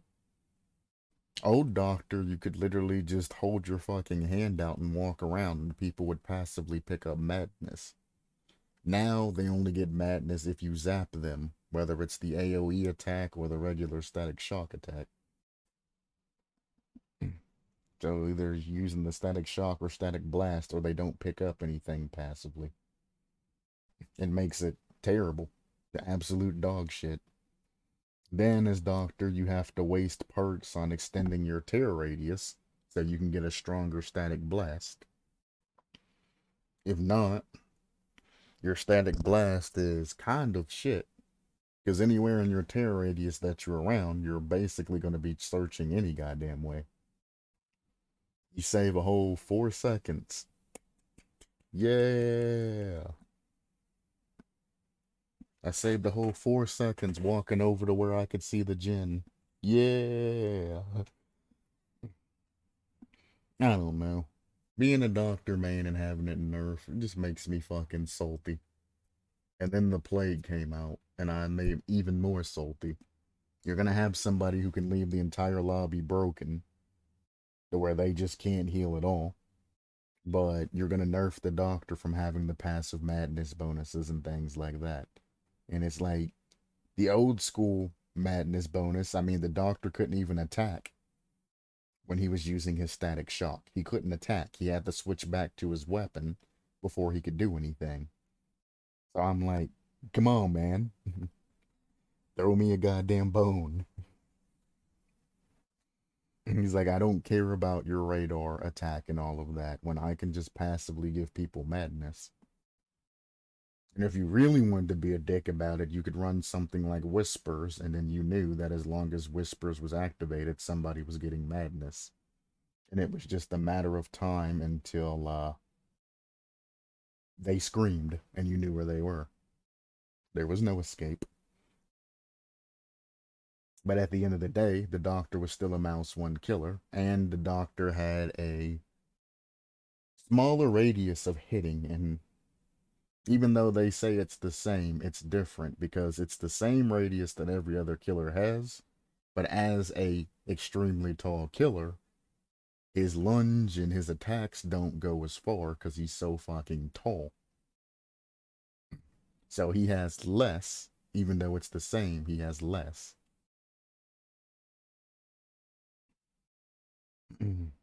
Facing a plague when you have a healing build. Yep, feels bad. My nemesis is not literally the nemesis, but the goddamn light.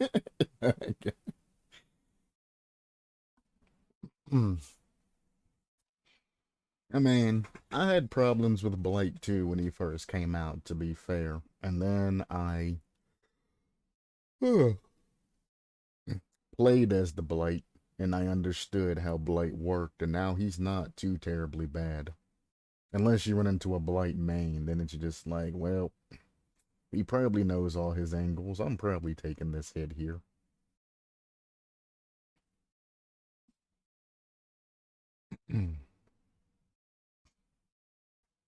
The only thing about the Blight is the fact this chapter gave us deception.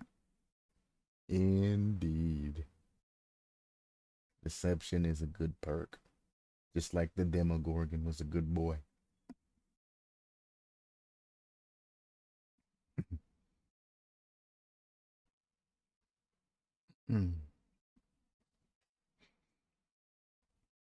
I do gotta say, I do respect somebody who can actually play Blight well, though, because Blight is very difficult to play and learn. It has a very high skill cap. Or skill ceiling, I guess I should say. I always say skill cap because it makes more sense to me, but skill ceiling.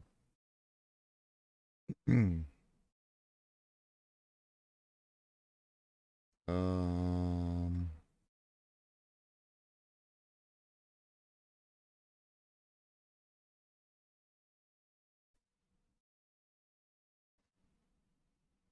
Demogorgon? It would be a good DLC. Maybe they'll release it. Yeah, man. Maybe they could make a map like Hawkins Laboratory or something and make it like, a Stranger Things type thing. That would be some nice actual map. I think it would look cool. They could have different areas that had like different themes. I think it would be a decent map.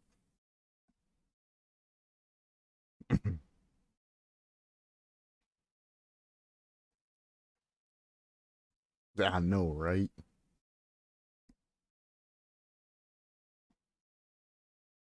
Damn shame.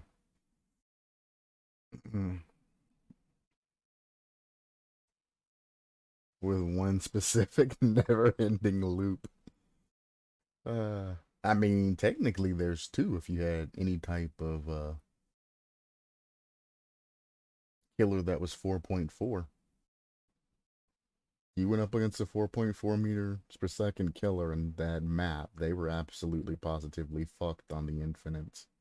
You could loop the hell out of them non-stop. Just whoop, whoop, whoop, whoop. It's like, damn, it sucks to be you. Should have picked the 4.6.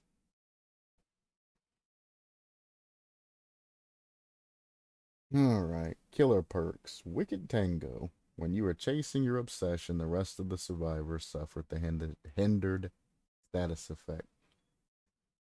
When the chase with the obsession has ended, all the survivors, excluding the obsession, gain a haste status effect that lasts 3 seconds. When you hit a survivor who's not your obsession and is under the hindered status effect via that perk, this perk becomes disabled for 40 seconds.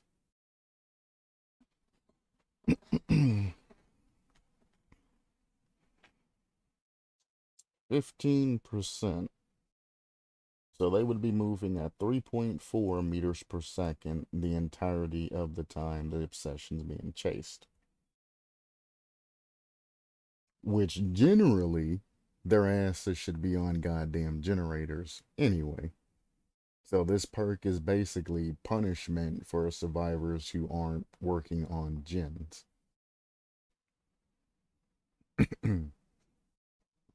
And then after the chase ends, the survivors that were working on gens will get the haste status effect afterwards.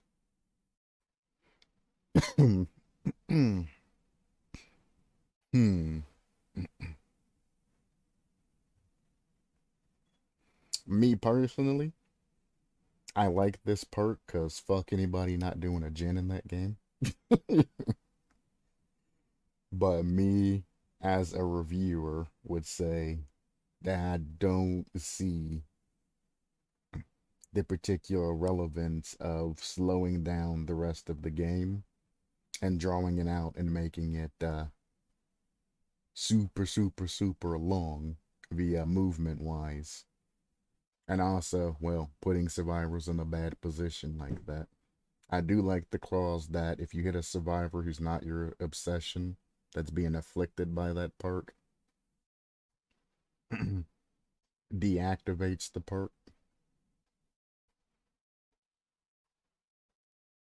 That's a nice clause to throw in there, just in case somebody chases the obsession.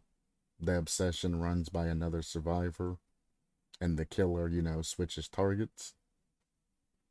Because the perk would become disabled. That survivor that you hit would get the 3 seconds of 15% sprint plus the regular running speed and all that from being hit. Plus, if they're using overcome or something like that, could get a hell of a sprint boost and just basically just disappear into the mist. Gone. You will not see that survivor again.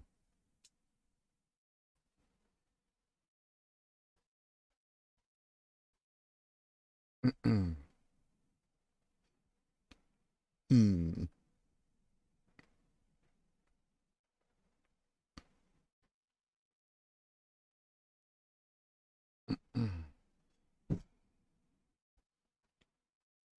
That is kind of brutal though.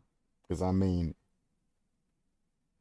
if the person's a good looper, Imagine playing an entire game at 3.4 meters per second. Just imagine that. Entire game going from gen to gen, sitting there for 80 seconds, and then during travel time, happen to move at a slow speed and all of that. That is pain incarnate.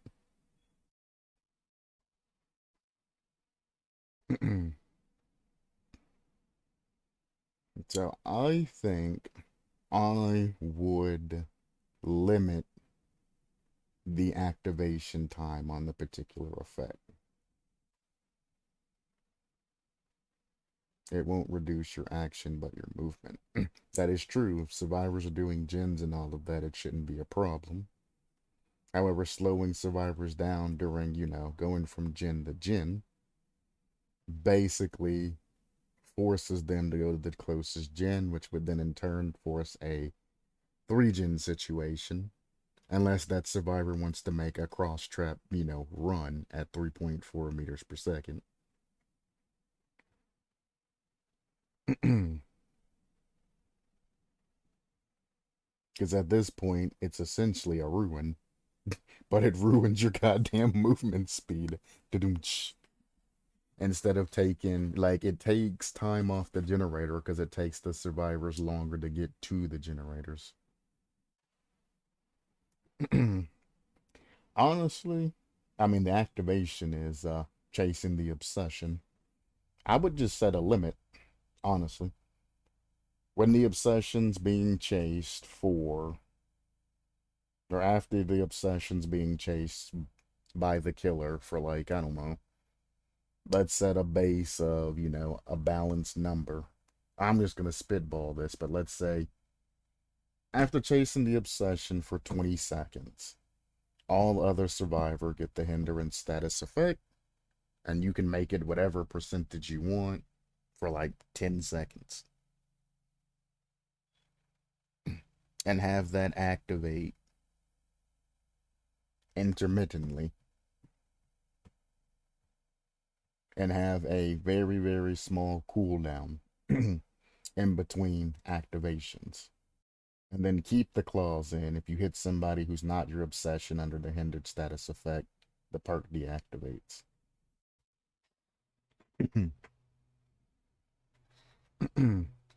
Like I said, you can also adjust the percentages of the hindered status effect.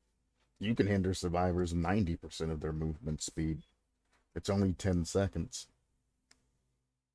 You could, I wouldn't paralyze them, but you could literally make them go to, a small crawl or do any kind of other things. You can do 50% hindrance. You can do whatever, but they're not going to be just stuck the entirety of the time that person's being chased.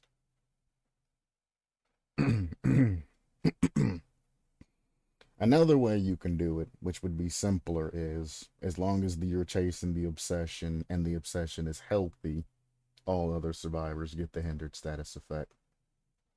So it's not going to last perpetually forever as long as they're in a loop. The first hit generally comes somewhat fast, so that would be that. Could also make it a curse as long as the obsession is injured, have a negative effect. It wouldn't necessarily be the hindered status effect, but it could be another effect or a custom status effect or something like that. It can be a switching hex. If the obsession's healthy, this happens and it's positive for, the survivors. If the obsession's injured, this happened and it's negative for the survivors. There is a large amount of obsession perks and things like that that you can make. In a lot of different situations that you can incorporate it.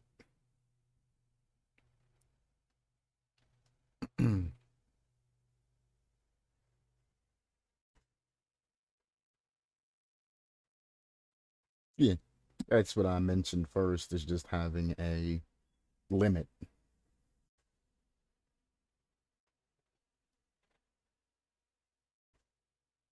which is where the, if you've been chasing a survivor for X amount of time, survivors are hindered for X amount of percent for X amount of time.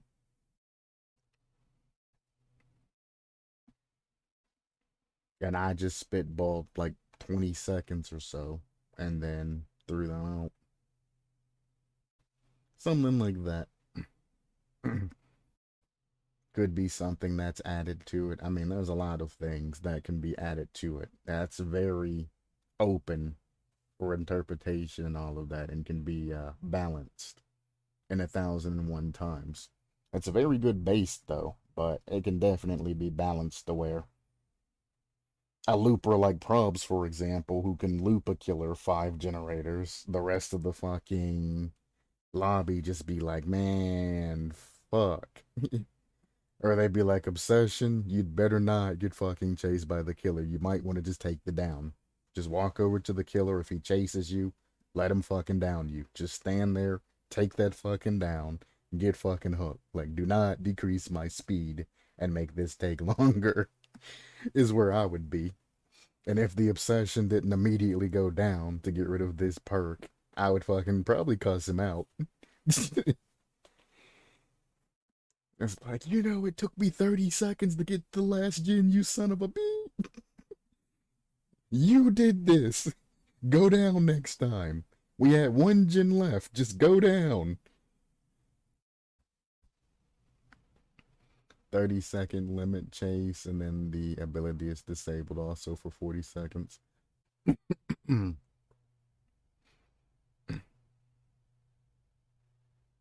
There's so much hate for being an Obsession, pretty much. You would find out what killer it is, and you would be like, the first thing I'd say, man, this Obsession better know how to play this right, or I'm gonna be pissed. And like, you better drop a pallet Obsession and then just end the chase so we can all move again. Like, I'm tired of moving at this slow speed. Players get angry when they're slowed. Very, very angry. Because the game itself already takes forever to do generators. And behavior hasn't made that any type of fun over the years. There's no quality of life improvements to make gens more fun. There was one that made it to where you didn't have to hold the button down, which I guess is all right.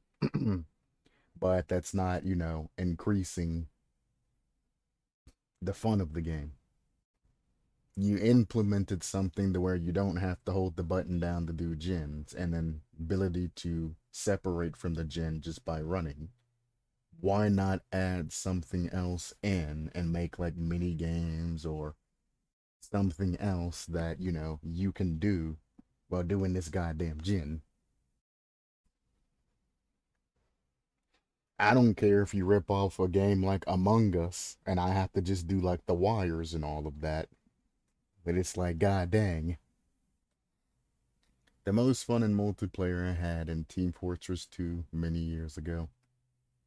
I played a little bit of Team Fortress 2. Not a lot, though.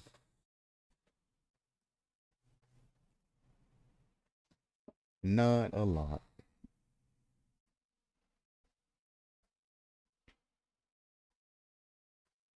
I don't know. Did somebody say Among Us? Yup. Among Us killer. Oh, God. I can see the meme, it twerking and doing all kinds of other crazy things. There's vents on the map. You can vent from one generator or main building to another generator or main building. Good lord. Oh, there definitely was concepts of it. I generally skip them though, so I don't know what they entail. All right, I need to move a little bit faster so I can get the hell out of this shit. I am very, very allergic to, well, I was going to say the outdoors, but most specifically grass. And grass is being cut right now, and fresh cut grass, I can smell it seeping through a window or some shit. And it is driving my allergies fucking wild right now. Like, absolutely positively wild. I'll probably still sit here and do the rest of the review and all that and just tough it out, but god damn. I hate that fucking fresh cut grass smell because I know I'm gonna get sick off of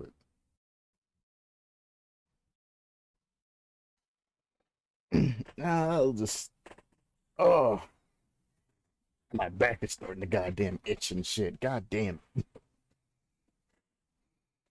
Whew. I mean, generally, I wouldn't mind just coming back to it and finishing another day, but I'm gonna have to start taking my goddamn medicine and shit sometime within the next couple of days. So, I'm losing my mind. My nose is running, my eyes are fucking watering and burning and shit. My back and body's itching. Good lord. Maybe I would just ask you about opinion after survival lore. Oh, fair enough.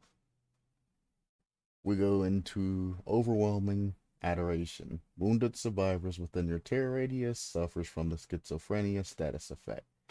It's suspect to last for 20 seconds after they left your terror radius.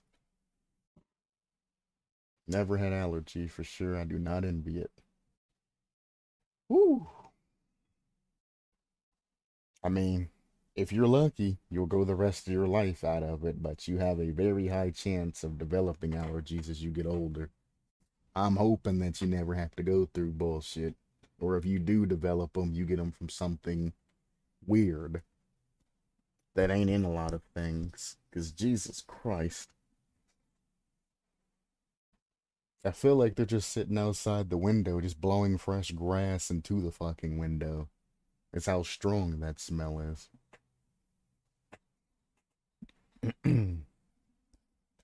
Yep, human body definitely doesn't age well. Um,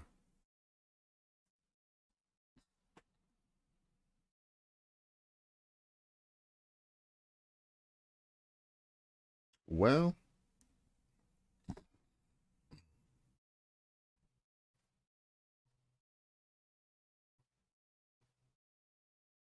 I was expecting the schizophrenia and the amnesia immunity and all of that to be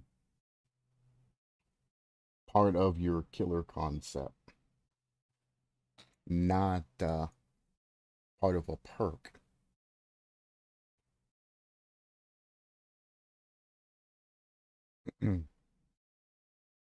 Is how this perk sits. It's kind of underpowered and needs to have something added to it. Because I mean, the schizophrenia status effect gives you the visual and auditory hallucinations. It makes skill checks harder to hit, and then it makes you hear sounds. So I would say that's very underpowered when you think about, the meta perks and all of that in the game. And you weren't here, but as I stated earlier, the resetting the progress completely part of this, I would definitely change to just having it take some of it and or making it to where you get skill checks within the first, 5 to 10 seconds. Losing, 10 seconds worth of time sucks, but there's other perks that add about that much time extra to the exit gate opening and stuff anyway.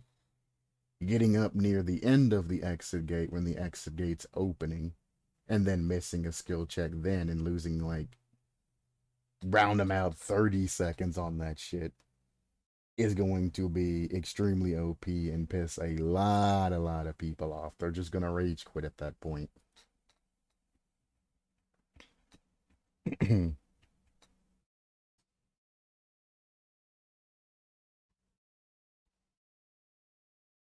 Well, with your favorite killer, Plague, or Doctor, it would be stronger. But you just have to remember to not hit skill check during exit gates or totems. If you're gonna Pavlov memory it, then you're punished. That is true, but I mean, to hit a ghost skill check just because it pops up because you didn't know anything about the perk or any of that, I don't think resetting the progress completely from when it's almost full or something like that is very good. Or, for example, someone, the rare case, somebody 99% it or 98% the gen or exit gate, and it requires a little bit more. And they get that, you know, insta skill check. And that insta skill check goes through. Bam! They miss it, and then boom, exit gates reset.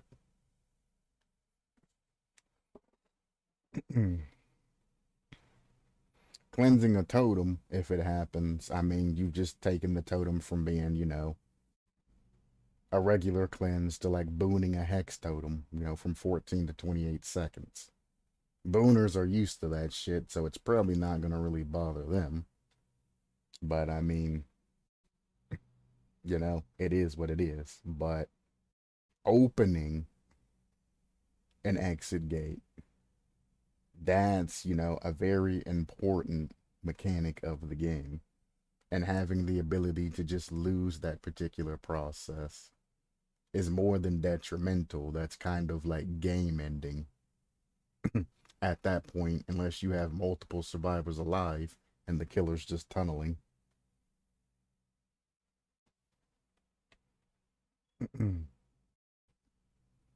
At 99%, I think it won't matter because it was just open. Yeah, if they get it perfectly at 99%, but I'm also thinking about the general public who 99% the exit gate ain't actually 99%ing it.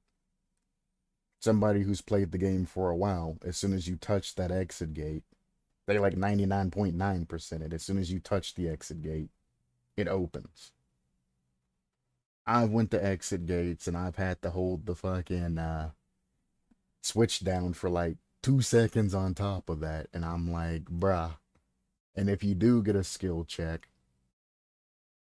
towards the end of that, and you just so happen to hit it, again, I don't think that it's appropriate to lose all progress. Some progress, yes, but all progress, I can't get behind that. I think I'm gonna defend it because if you're gonna be unfocused, you're gonna hit it by accident, so it'll only be survival fault. Of course, now new people or players who do not know about it will be countered. But lack of knowledge hits hard. There's that. I don't have a problem with the perk. It's just the penalty of it. Anytime anybody has this particular status effect, can lose, all of that. When the general public gets a hold of it, if they don't exclusively read into the killer, that's something that's going to happen and things are going to get reset. Like when strategy games and stuff, all of that, for example. I like to go in blind and then learn the game and develop my own strategies. Then I'll look up a guide and learn what the meta strategies are and try to build up on it. Somebody like Macho, for example, goes in with a guide and he just knows everything that he needs to know about the game and how to make specific builds, and he builds towards meta. And that's how he plays the game. Macho, a seasoned player, who's played a lot of games and all of that shit, and uses guides, will instantly know that, hey, during this particular killer and all of this, I shouldn't hit skill checks at an exit gate. Me being new, I just know that everything in this game is based around skill checks. That's what I'm learning. And every skill check that pops up, I'm going to try and hit. And if I'm hitting skill checks throughout the game, anytime I miss the skill check, I'm punished. And every time I hit a skill check, nothing happens, and I'm getting rewarded when I'm hitting great skill check zones. I'm going to hit every skill check that pops up. Then at the end, where I see the exit gate and all of that, and I'm on that exit gate, if I get all the way towards the end of the exit gate and I get a skill check and I hit it and it resets, I'm going to get pissed and call this game shitty because I'm going to think that it's a glitch and all of that. And if in that time where I should have escaped, the killer comes and massacres me or anything like that, that's going to be a huge issue. But as I stated earlier when I first went over this, is once the player base understands how this particular methodology works, they're going to have to go back in and rebalance and rechange how this particular mechanic works. Because having that skill check there then is just kind of a waste of time, assets, and everything like that. So at the beginning, it'll be there. Then it's going to have to be changed completely and re-edited during the course of the killer's life to actually do something if behavior doesn't change that from the start. Because I could see behavior doing the exact opposite and making it to where you get a hard skill check once while doing, with like Sadako and shit. You get a skill check at like 90%, and if you don't hit that skill check, then, the exit gate gets blocked or you lose like 10% of exit gate progress or something like that. Hmm.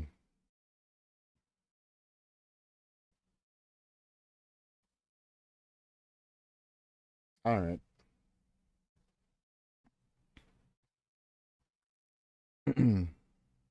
So basically, what I've just went over is the whole purpose of the mechanic. Once the community figures out what's going on and that they shouldn't hit that particular skill check, it becomes redundant and kind of useless. So then they're going to have to go back in and re-edit the particular skill check. And they're going to have to make it do something. Or they're going to have to just completely remove it from code because the community knows that, hey, not to hit the skill check.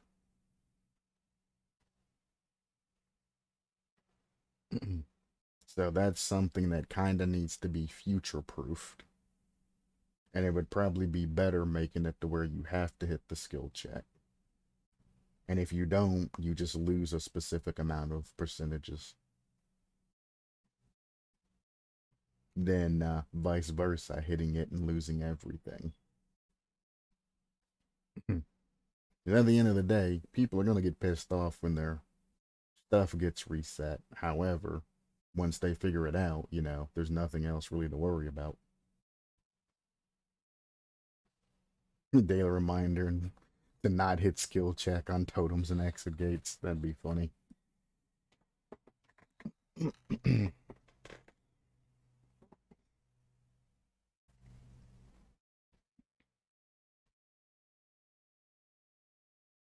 I could see them doing something like that. Though, that is kind of the things that they do. They like memes.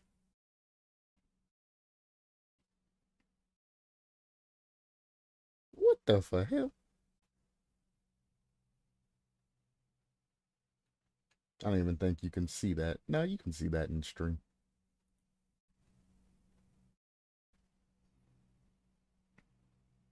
So the stance I'm gonna have to take is future proofing that to where it's not gonna be a remove mechanic or anything like that. And they're not gonna have to go back in the future and change that. Yeah, I didn't make Schizo a killer ability status because it's too weak, to be honest. It should be an annoyance. Well, that's exactly why I think it should be part of the something that the killer can have passively because it's passive. Passive shouldn't be strong. by any means.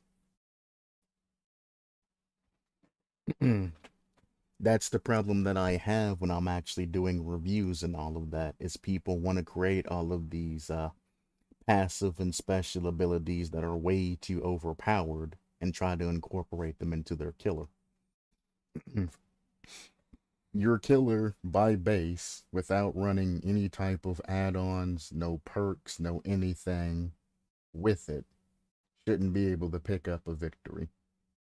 It should be fairly weak. It should be playable, but it should be fairly weak. If you're a good looper and something like that, maybe you can pick up a 3-piece, but it should be difficult to get 3-piece because you're just mouse one killing at that point. And then using whatever ability that they have, to your advantage. Then you add in perks and all of that, and add-ons to perfect the build and make everything basically come together to get those wins and all of that. So having a passive of the schizophrenia status effect, giving them the visual hallucinations and the messed up skill checks and the auditory hallucinations, doesn't really add much. It's kind of like, atmospheric. That's why Sadako was kind of, a good killer when she first came out. She was a very atmospheric killer. She set a specific mood. Is she a good killer? Absolutely not. But she had a good atmosphere, which made her higher tier than, the others, like Pinhead, for example. That poor bastard got the shit end of the stick. I'm gonna be honest, new status effect helped me create new perks, which is good. It's true. Yeah, indeed. Indeed.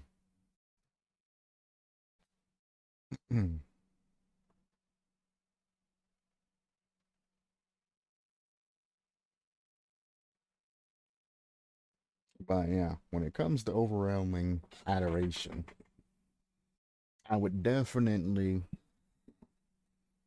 give it something else. I mean, besides scrambling skill checks and all of that, you can literally run, you know, a myriad of other perks that you can run that when you're in when the survivor's in your terror radius, you can decrease their skill checks. I don't remember if it's overwhelming presence or the other one that does it, but you can use that perk and get harder skill checks that way, or like you said, can play doctor and have it done that way as well. You got overcharge and a whole bunch of other things like that that kind of goes through that. It just needs a little boop and it'll be alright. Love triangle ways. This perk can only activate one time. To activate this perk, 3 survivors have to work together on one generator. Hmm. Hmm. The moment. Oh, in the moment. Alright. The mere moment the third survivor touches the generator, all 3 survivors will suffer from the schizophrenia status effect for 5 minutes and will suffer from the oblivious status effect for 60 seconds. Hmm.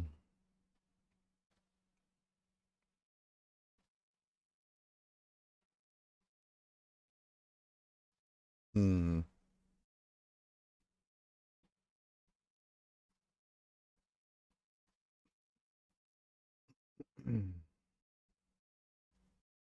Mm-hmm. Well, the only time I see you ever getting an activation on this perk is at the beginning of or beginning of a match, or like 3 gen situation towards the end of the match. If you can get it at the beginning of the match, that's high tier because you now know that 3 survivors spawn together.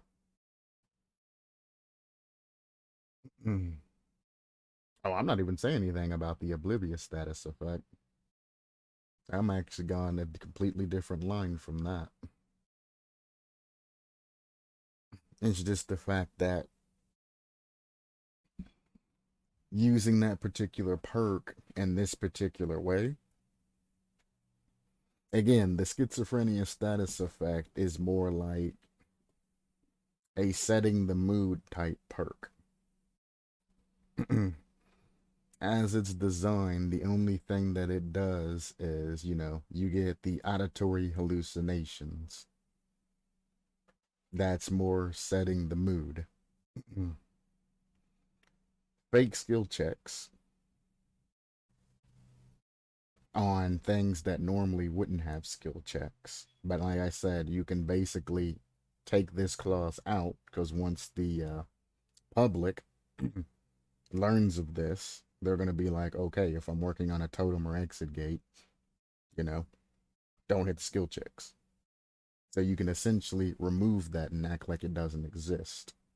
I'm going more into the future of the perk as opposed to when it's coming out. So you're going to have auditory hallucinations, which is basically just setting up an atmosphere. And then the skill checks being able to move around the screen is basically what you're getting from that. So the only active thing that you're getting is the skill checks moving around the screen. Believe in Pavlov memory. I mean, for the general population, they'll probably be dumb for a while, but I mean, if somebody ain't new to the game, this is kind of irrelevant to. Most of the population is far enough in the game to where they know,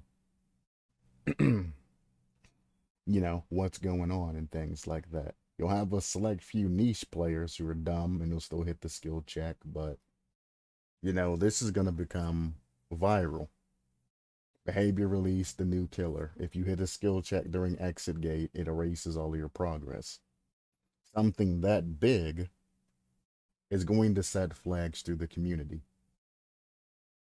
So everybody's going to basically know what's going on in that point, and it's going to get around quickly.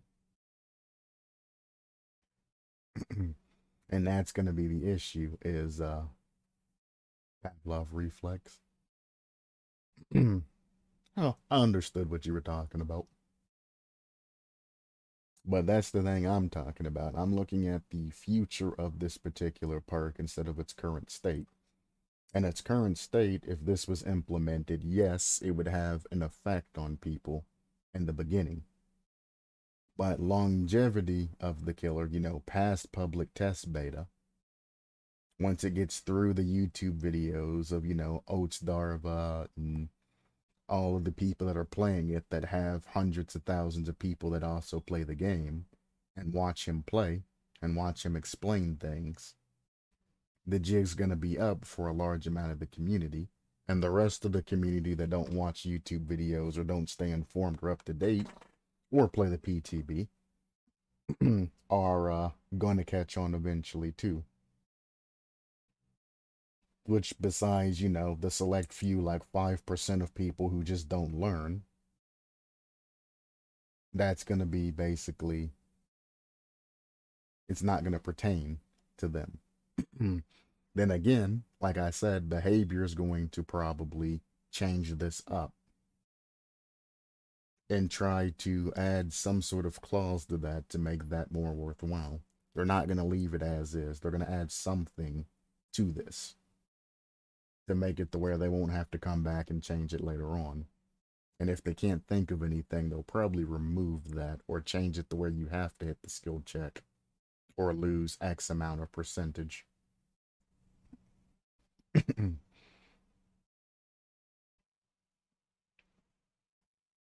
Because future proofing, you would definitely want it to be the opposite. To catch players off guard, and the players that are caught off guard get a penalty. Knowing behavior, it'll probably be like 25% penalty.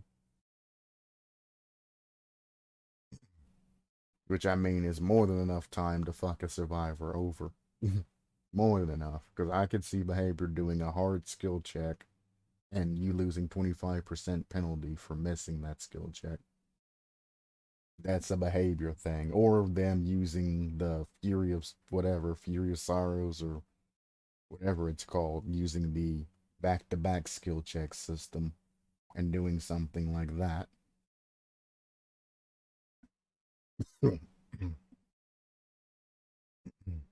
Just for future proofing.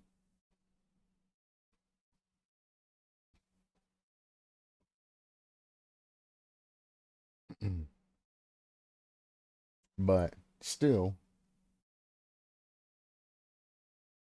you have it only affecting, more importantly, exit gates. If you fuck up cleansing a totem and all of that, you just restart cleansing it again, or you say fuck it and move on. If it's a Devour Hope, I mean, yeah, you gotta kind of stay there and do the thing. But if it's, something simple like Ruin or somewhere along there, people might just say fuck it and just move on anyway. Fuck it. I don't need this shit. Would restart my bar. I ain't doing that shit again. Some people will stay there till the end and just keep doing it till they get it. Differences of survivors. This is more importantly, I'm focused on exit gate. Because if you do get your exit gate status reset, you're essentially dead. There are no ifs, ands, or really buts about it. Because the killer's going to be checking exit gates. If they see an exit gate had progress on it and then the progress got reset, it's kind of like, you're fucked. Not to mention the fact that you have the end game timer. If there isn't anybody that, that's injured or hooked or in the dying state or anything like that, I don't know if you can actually get to the end, hit the skill check, fail it, and then reopen that particular exit gate. Especially if you have an end game collapse build where you basically get the trickster's perk that blocks off the exit gate at the end. You just, do just enough to get that all the tokens for that. Then at the end of the match, open the exit gate on one side and then wait with no ad. And then if survivors try to run out, you just clap survivors' cheeks because they're not smart enough to run as a group. And that's the end of that. It would go very good with an endgame build.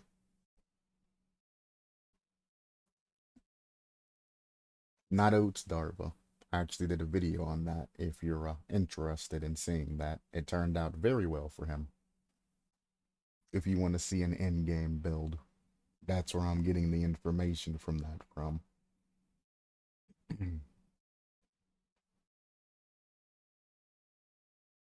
So there's also that, the endgame collapse timer that you have to contend with too, and you have to balance around it, which is another reason why I'm kind of like resetting all progress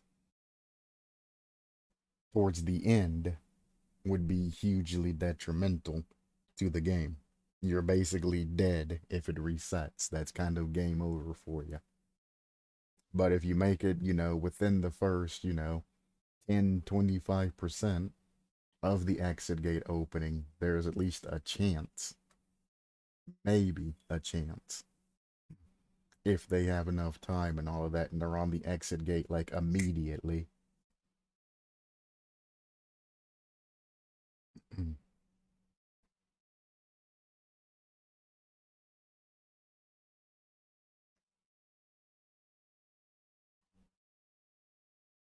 At the very least, I would definitely make it to where this perk can only activate per exit gate once.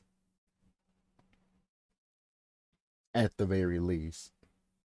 So if something weird does happen, they don't have to worry about that happening multiple times.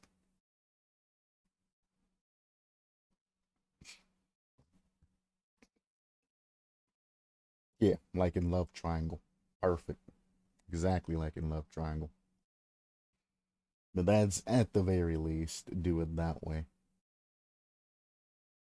and then just limit it to where, I mean, you would have to look at Ode's Darva video to get a time scale or look up the information, on its own. It's better just to see it in video form. But as a time scale to see how much time survivors actually have to get out of the trial with a build like that, you'll have to build around it.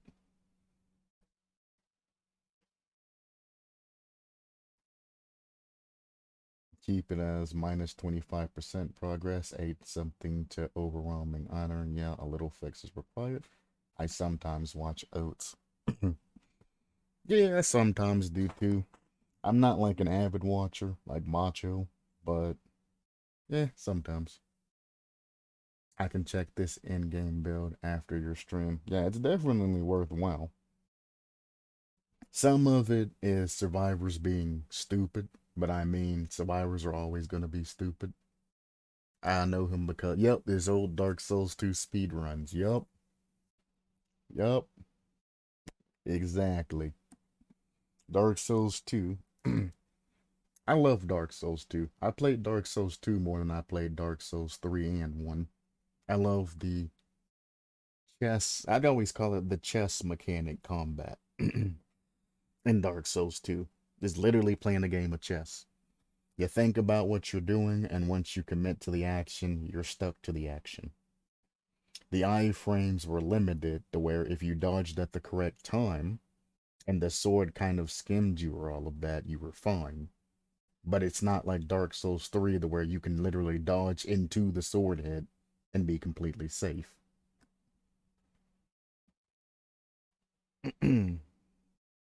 Surprised to see him as a DBD streamer. I gave up because of annoying controls and hitboxes. That's what everybody said, but that's what I liked about the game. The everything about Dark Souls 2 was so precise that the people didn't like it. People like the ability to panic and just keep tapping the roll button and be safe as long as they're tapping the roll button. Dark Souls 2 didn't allow that. You're in, you're in. There was no swinging your sword and then canceling it mid animation or anything like that. It was nice to watch it, but it was painful for me to play it. A lot of people say that. The controls were annoying, the hitboxes, you couldn't cancel your swings or anything like that. Like it made you commit to the action or that you did, and that's what I liked about the game. You can't panic roll and get out alive. You can't roll into a weapon and not take damage. I like to say that it's more like playing chess and it was a little bit more realistic. But a lot of people didn't like that. The game was too hard. And they would say that, like you said, the controls were annoying. It was glitchy. The hitboxes didn't line up right and all of that. It's like the hitboxes were fine. It's just if you rolled into something, you took damage. And in order to increase your iframes, you had to add points into something. Was it Dex? No, it was the other thing. I don't remember all the stats you can allocate to. You had to basically waste your skill points into a specific stat in order to increase your iframes. And it's like, man. But you could get hit when enemies swinged in different direction. I personally never ran into that at all. I mean, I've been clipped by like an end of an attack or something like that, but I've never, not once, had any issues with the glitches and bugginess and everything else. Especially after the Scholar of the First Sun or Scholar of the First Sin came out, when they redid everything and added all the extra stuff in.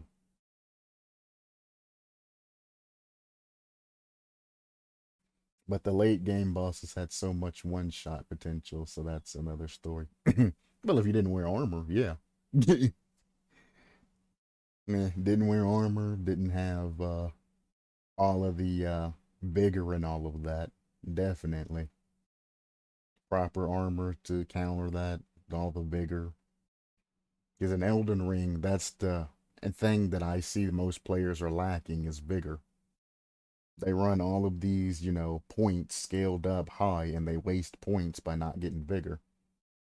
If your scaling stops and you're only getting 1 point of damage per your weapon, what's the point? Why not increase your vigor up to past, 1,000 health?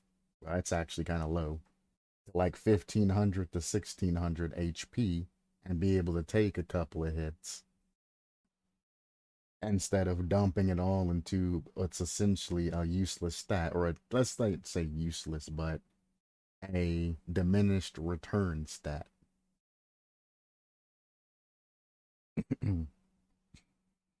But there were some attacks to where, you could be picked up and thrown off the map and oh, Melania? Yeah, the Blade of Mekla.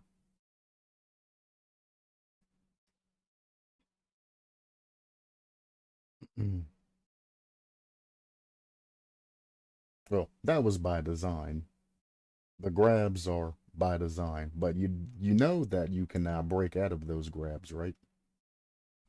A lot of people didn't realize it, but you can spam the break out of grabs in Elden Ring. A lot of people I've seen and watched their streams and all of that literally just die because they didn't know that. They get grabbed and they're like, "Oh shit, I got grabbed," and then they die, and I'm like, "Bruh, press buttons."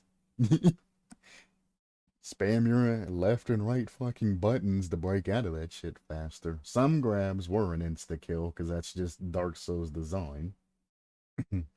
But most grabs you can actually break out of. Melania is you gotta learn the boss pattern or you have to have a shield because Melania actually didn't one tap you unless you did nothing and got caught by her attack. If you dodged the first set of slashes that she did and then shielded the second set, you would just lose your stamina and you would be stunned. Or if you ran away from the first set and then dodged forward and learned the dodge pattern, you can get out of that scot free. Hell, you could block with any weapon and survive all of that and just get stunned.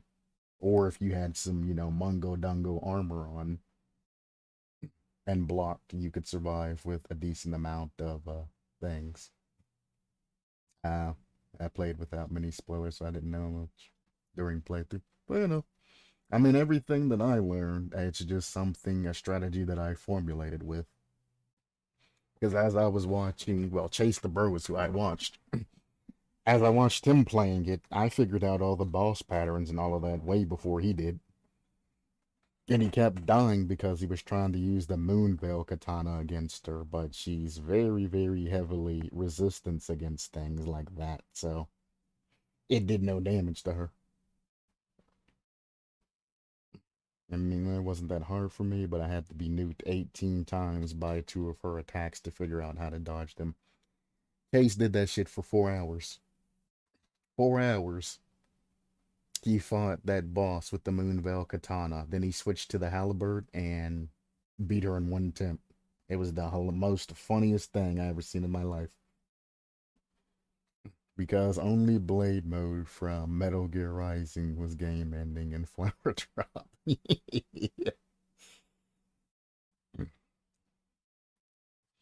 That is true.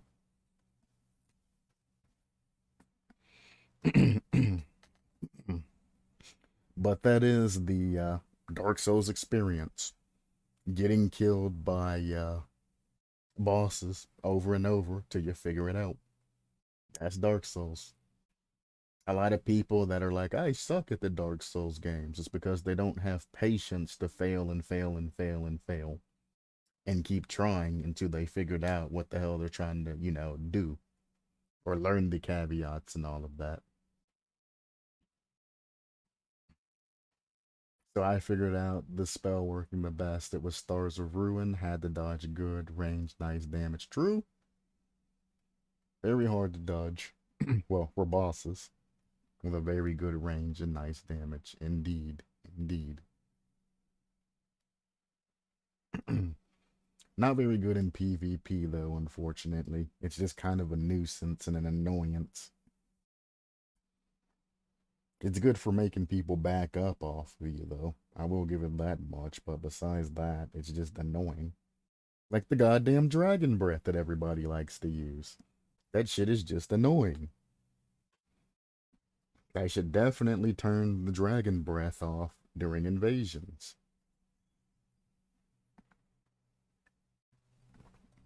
Nobody wants to invade two people that was just literally just sitting there using dragon breath back to back. In PvP, all you have to do is just run. If you just strafe to the left or right, you're good. Or you can just keep spamming dodge to the left or right. You'll take a little bit of damage, but it's scrape damage. I mean, there are some dumbasses who suck at PvP that just take it face on because they don't know how to deal with an attack that's like that. But if you know how to play the game, it's not that big of a deal to dodge. So I guess it depends on player level. Somebody not experienced in PvP will get absolutely clapped by it, and anybody who has experience in PvP then can just get around it and punish you thoroughly for using it. I mean, they aren't going to be able to get near you until you either run out of, FP or anything like that, but they're not going to be very nice to you when they do get to you. You're probably going to die. So cast for your fucking life.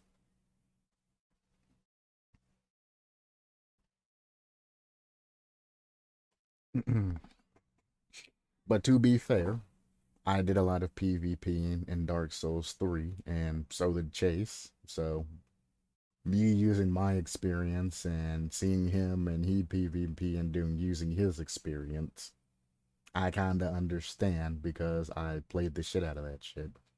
So, I kind of understand what's going on.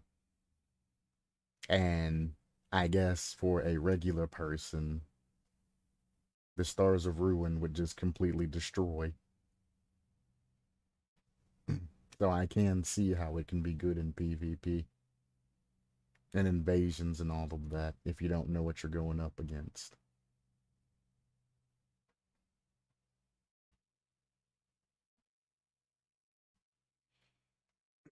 All right. I'm gonna have to uh, go a little bit faster because I'm actually starting to lose my damn voice. Because my allergies are really, really fucking me up right now.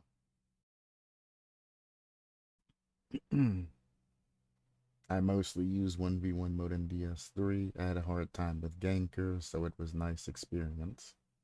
That was the whole fun of invasions, is taking out gank squads. It felt so good when you got it, and then so bad when you lost to them.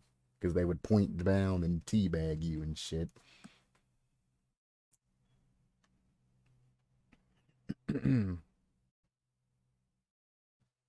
um, Love Triangle. Again, the schizophrenia and all of that status effect for 5 minutes. It's setting up an atmosphere. But on the same page, you could literally just incorporate this into your actual killer and have them, have the schizophrenia status effect, and then leave this particular perk right here as a way for the other killers to give the other people the schizophrenia status effect. And again, just give this a minor buff, a little boop, and that would be good enough as a general perk for, all the other killers in the game.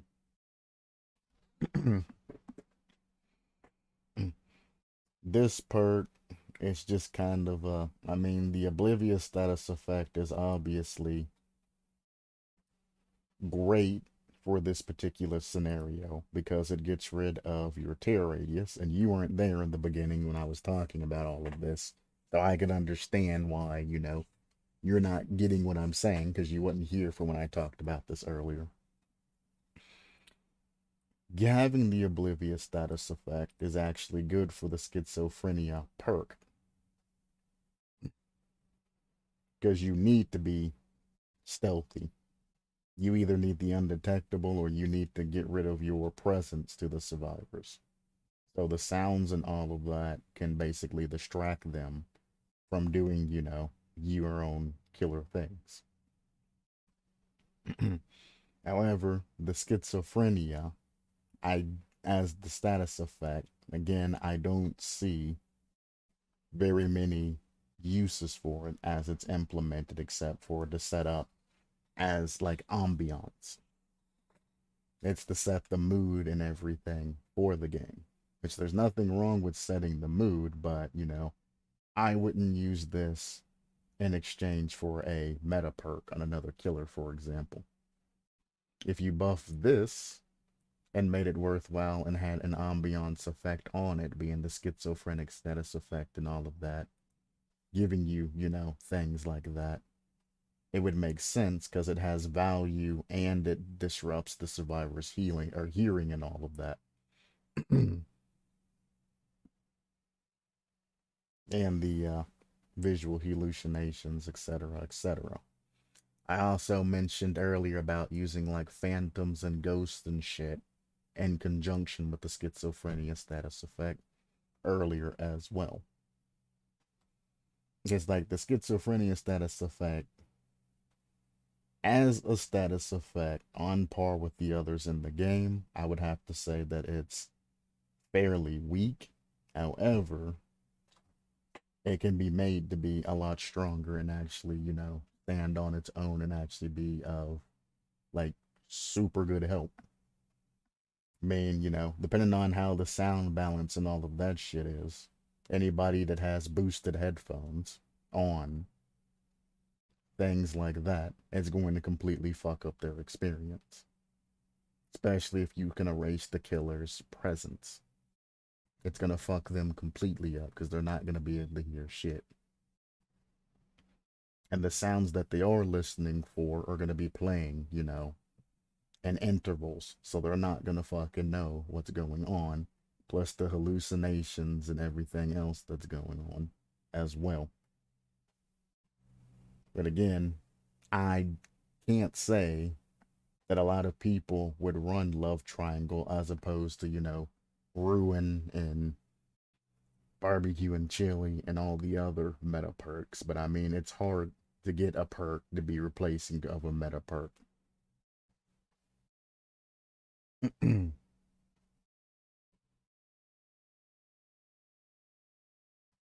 would like to go into further detail, but goddamn, I'm fucking dying. Um, I will have to come back later and give this a read on down the line, or read it in my own time, and then give my opinion on it later on.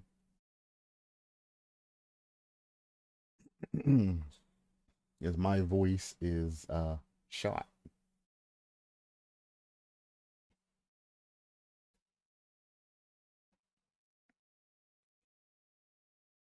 Survivor perks, we have Delusions. You're under a total immunity status effect for the entire game.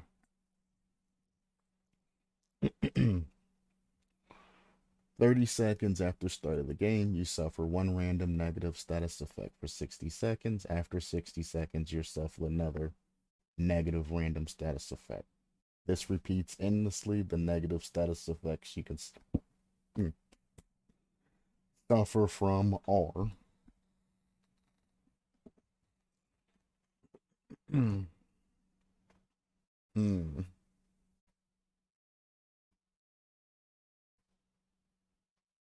exposed, blindness, broken, exhausted, hemorrhage, hearing, hindered, incapacitated, mangled, and oblivious.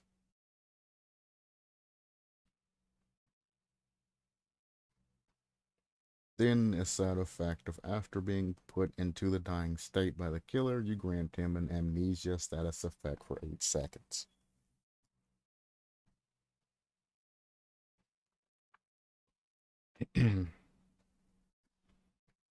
Amnesia was this one that keeps him from being able to use his abilities. unless they were already in use.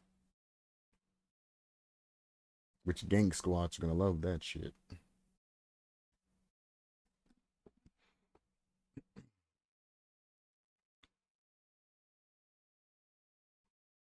And total immunity gives you 110% immunity to all, right?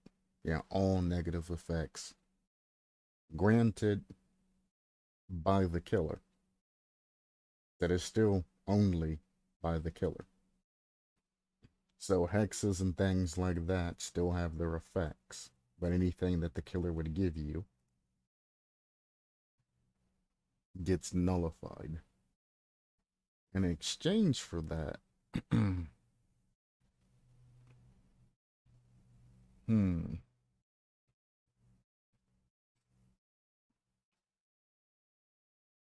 Exposed isn't that bad. I mean, just think about tier 3 Michael Myers. That's not that bad. Blindness ain't that bad. Broken ain't that bad. Think about a plague match. Exhausted ain't that bad. Hemorrhage ain't that bad. Hearing depends on how it's set up. If it's like the knockout effect, to where you're severely hampered and all of that, I would have to say that's going to have to be changed to just be, less hearing. But I mean, somebody with boosted headphones, it'll probably just take them from being boosted hearing down to regular game volume. Incapacitated is terrible. Mangled ain't that bad, and oblivious ain't that bad. Now, all of these obviously change if you're being, chased. If you're being chased and you get the wrong negative status effect, you're just dead. But incapacitated is the only thing that'll affect you game-wise if you're not within anywhere near the killer. Hmm.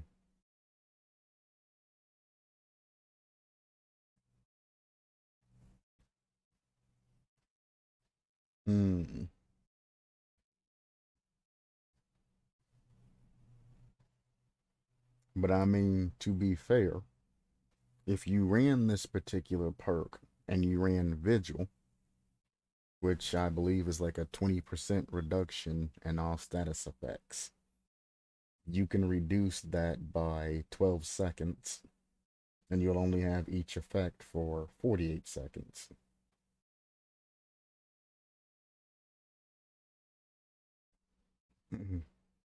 So to be fair, you can make it to where for 12 seconds, you'll be completely fine because it switches every 60 seconds. So you'll have all of these lasting for only 48 seconds, which is kind of huge having 12 seconds of nothing.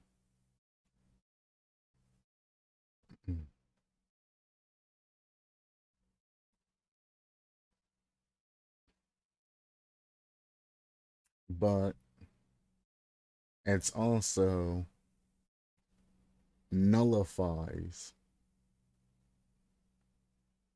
killer's powers and, well, not killer's powers, the killer effects that they can give you.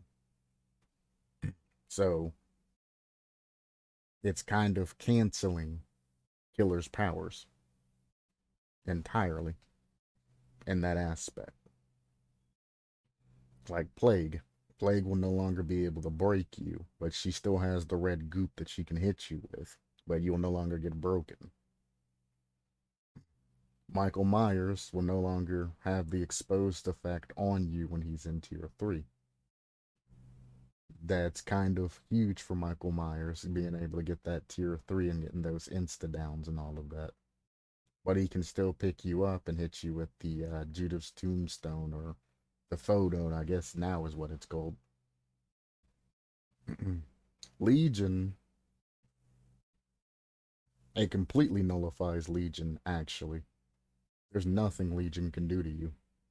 Because the deep wound is potentially a status effect. So Legion can't do shit to you unless he gets out of his little feral frenzy and chases you and hits you. Ghostface can't mark you because that's a status effect as well, technically, of being marked. So Ghostface could never mark you and give you the exposed status effect and all of that. Pyramid Head wouldn't be able to do anything to you when you walk through his trail. The Doctor wouldn't be able to make you go insane with madness. And there's more killers, I assume, that I've missed and ain't really thought of right now. That you're literally just turning them into mouse one killers when it comes to you.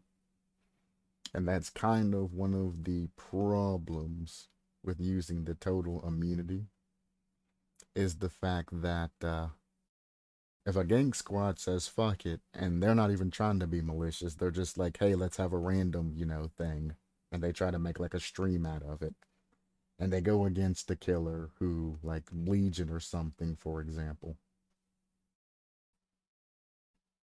pops up. Legion can't even use his power anymore. I mean, he can walk up, he can hit a survivor, and he can use the tear radius to know where the other survivors are, but he can't apply any status effects to them. So that Legion is now essentially a mouse one killer that can dash, but after dashing, he suffers a cooldown. Plague becomes a mouse one killer and things like that.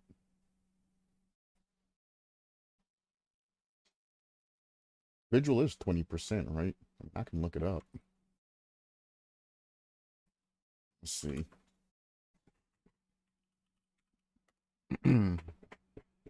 um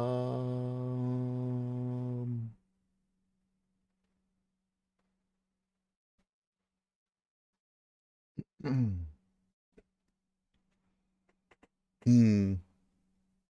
I see what you mean, because it increases your recovery rate from all of that. However,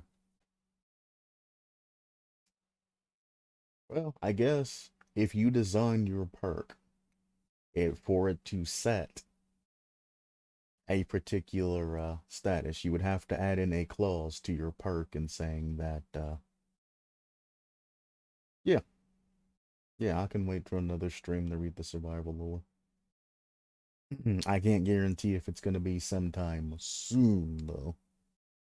Like I said, when I start taking my medicine and all of that after today, which is why I want to wrap this up and go to Aratus to wrap that up.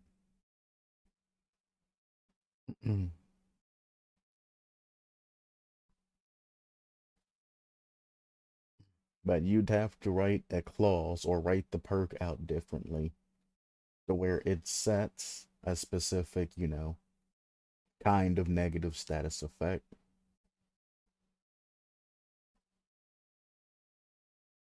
And then write a clause at the end that specifically states that,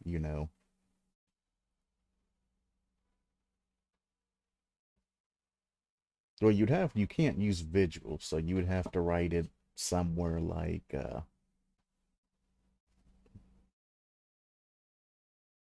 a more refined way of saying that the time couldn't be altered.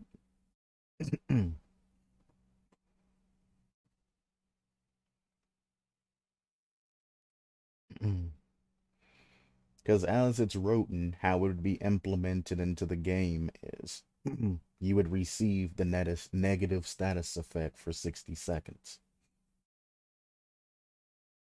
And then you would, after 60 seconds, another status effect would be set on top of that. Because that's how Dead by Daylight works. So yeah, unchangeable 60 seconds would basically do that for you.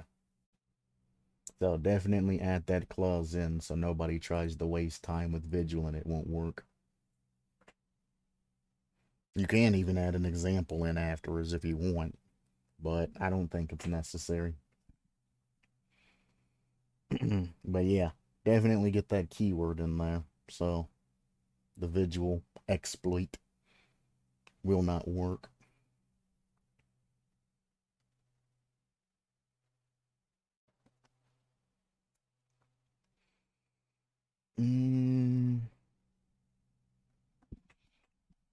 Off of the top of the head, I can't really think of any other ways to really exploit that except for using Vigil. Especially after adding in the unchangeable.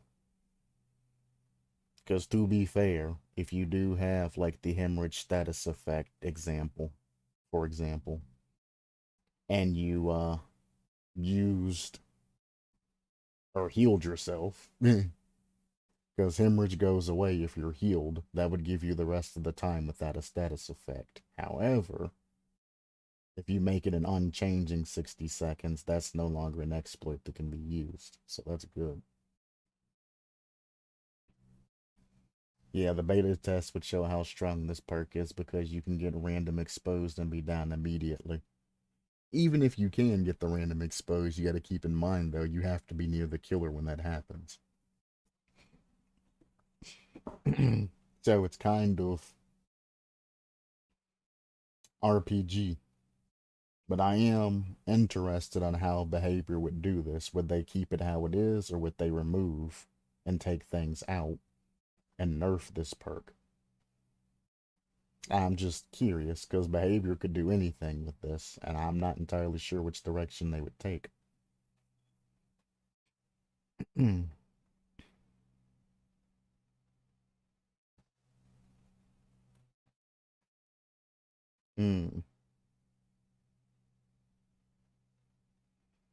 I could also see them making this part of an item too,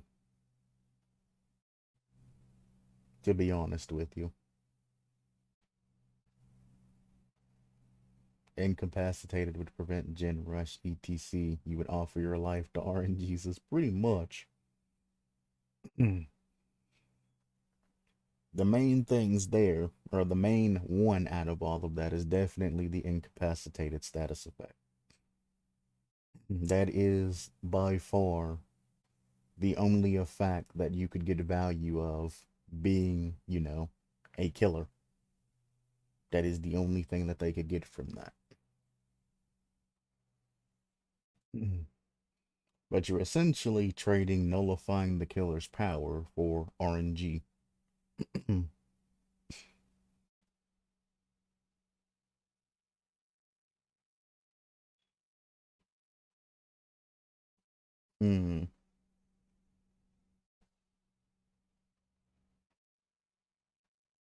Speaking of offering life to RNGesus, this could probably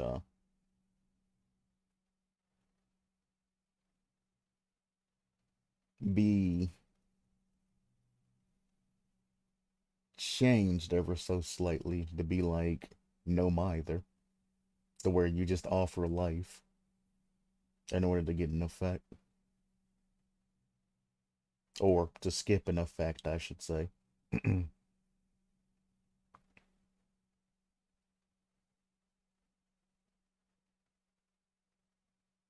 Because sometimes it's like,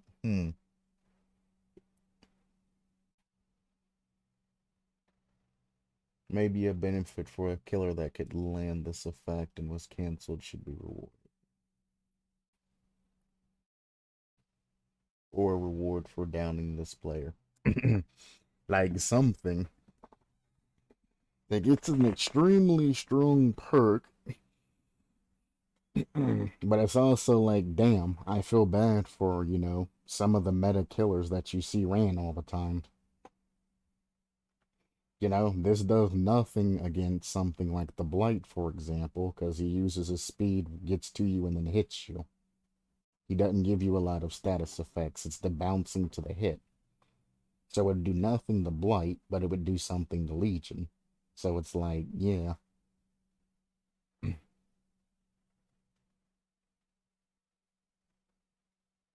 And that's just like, damn.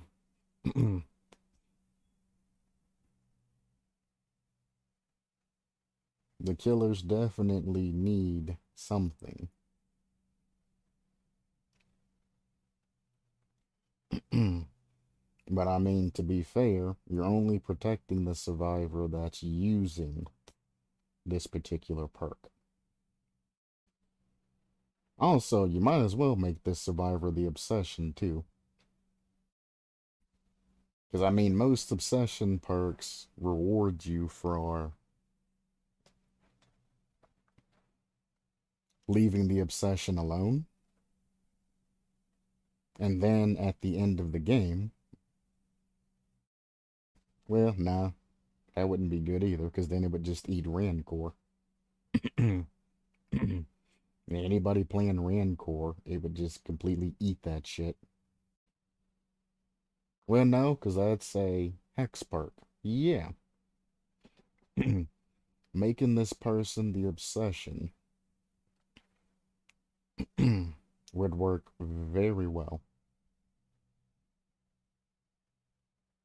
There are some perks that rely on downing the obsession and all of that, but I mean, if you can't play a very good mouse one killer game, you know, it's kind of you probably weren't gonna get that down anyway, you know what I'm saying? And hatchets and other ranged attacks still work, it's just the status effect associated with them don't work. So if you run close to this person with Legion, you can still chase them and hit them and all of that. You just can't get that initial hit. The issue I have is if 4 people plays it, only one of them can be made the obsession from that. So even adding in the clause of saying you have a 100% or plus 100% chance of becoming the obsession, still, if a 4-man squad runs that, you're still kind of fucked. One of them towards the end, you'll be able to use Rancor and Mori. But it's like, shit.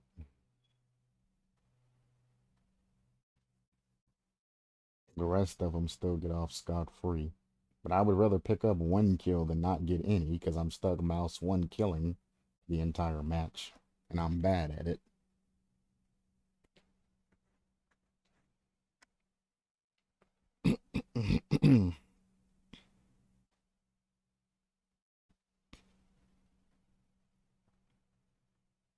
So yeah, making the person that runs this perk have a plus 100% chance of becoming the obsession. And then maybe giving it an activation might prevent you from having to buff the killer. And that's maybe on giving it an activation. Maybe. It might not need one.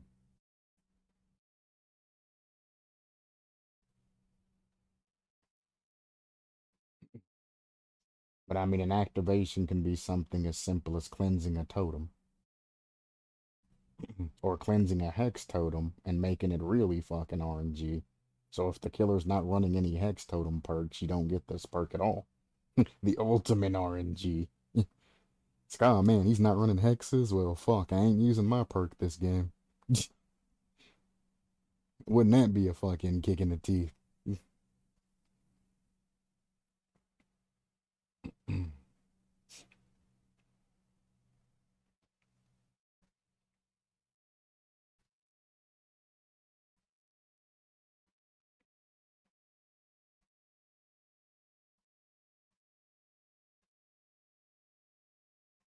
Somehow I love it. That would be kind of funny. Imagine running this perk in a 4-man squad, the killer not having a hex perk, and not none of them being able to use it. Content ruined by not having ruin. That's funny. I'd be so pissed. PTB, I would run killer and not run any hex perks too, just to piss everybody off.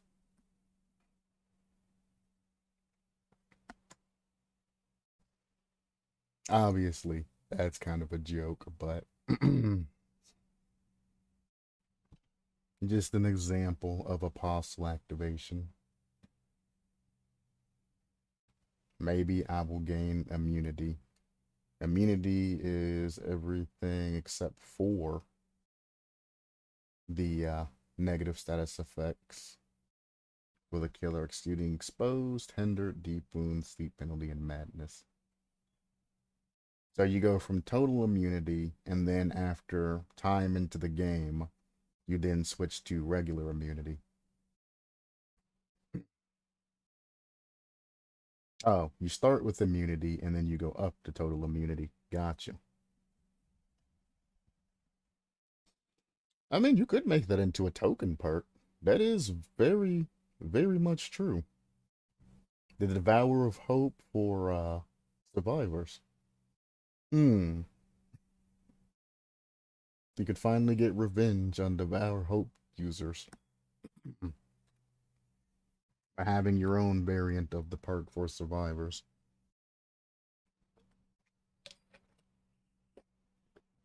Nope. And you can set it as a way to where if multiple survivors run it, like you're saying, to stop that. You would need to cleanse 3 totems. 3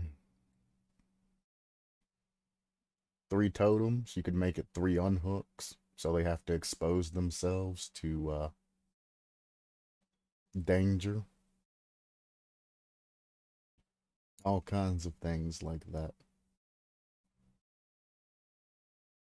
The reason I compare it to Devour Hope, by the way, is because, as you know, at 3 tokens, Devour Hope gives you the exposed status effect.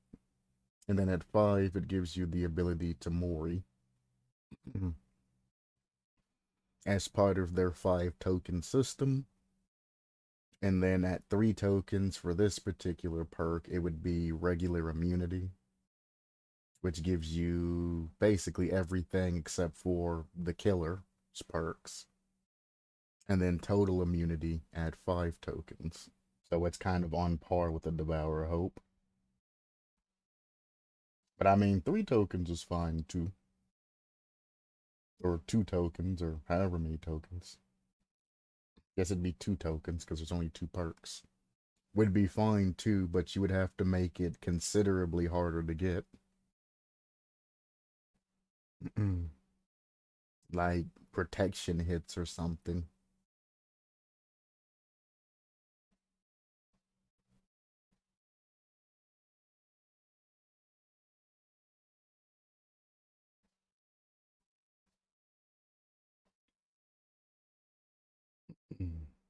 They're not gankers, it's not Dark Soul squads. It's the same shit how they be bullying those goddamn killers sometimes. They might as well be a gank squad.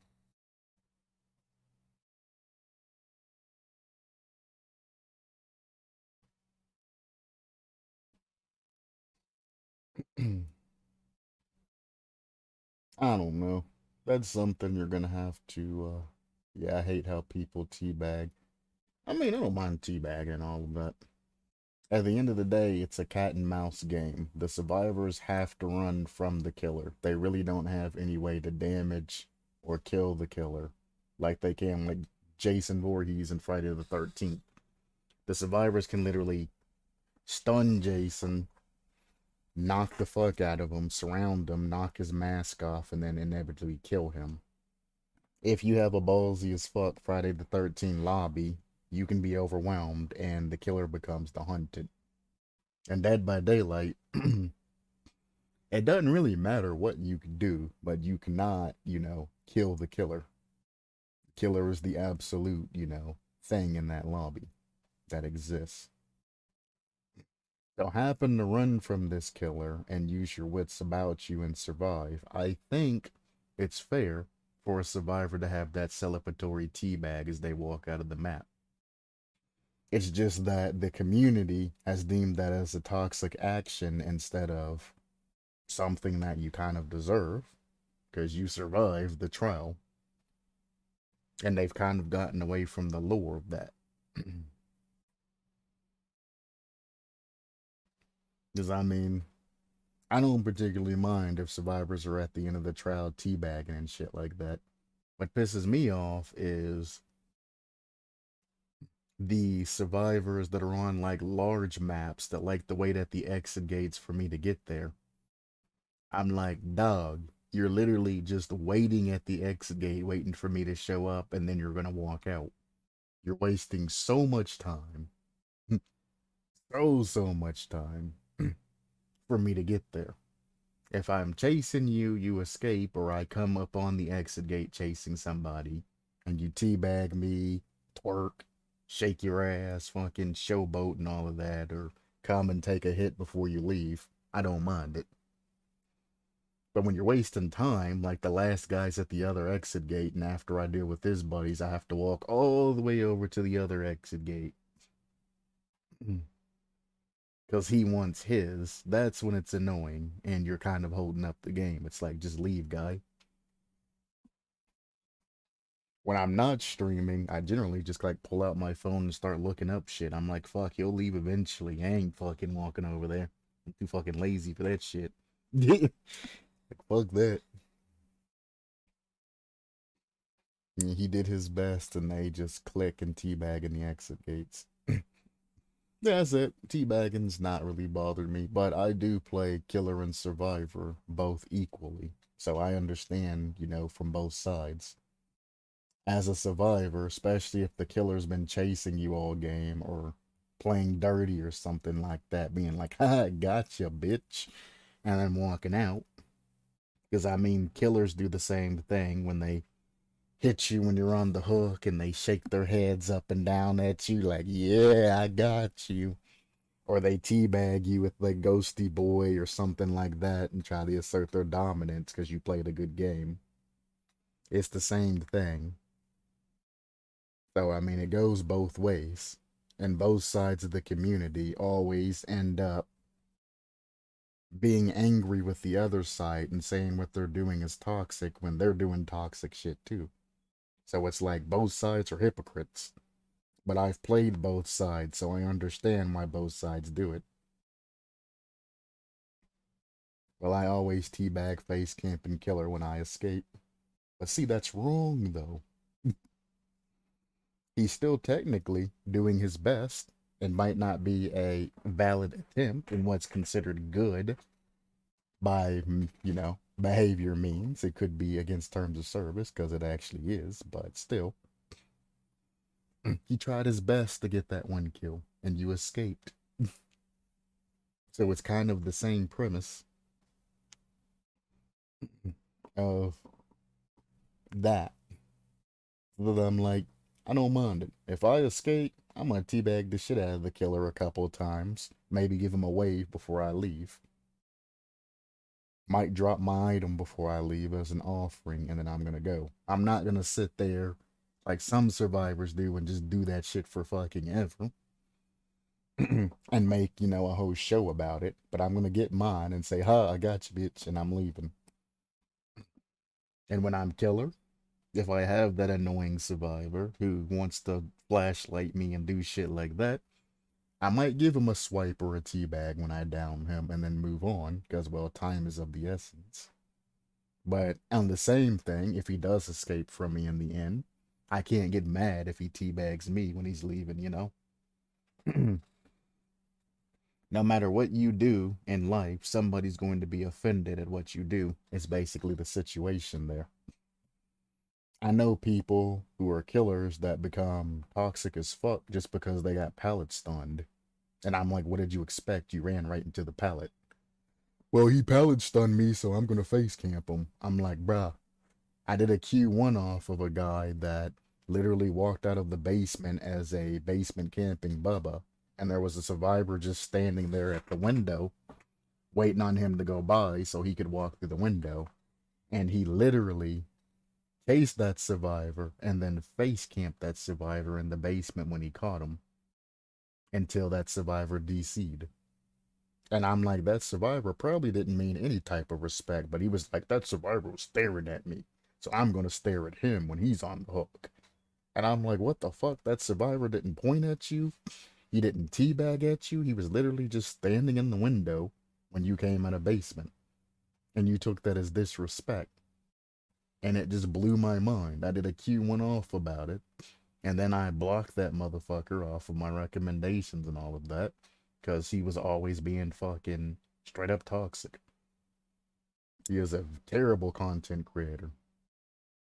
He still managed to get 65K, which has probably went up because people like toxic nowadays, but he was, well, basically like me, overly toxic in situations where he really shouldn't have been, and overly shitty about things. He'll never become a 1.5 million, content creator, but he'll probably do just enough to get a little bit of monetization. And people were like, yeah, that survivor deserved that. And I was like, the survivor literally was just standing at the window. What the hell? And it just blew me away how people were like that.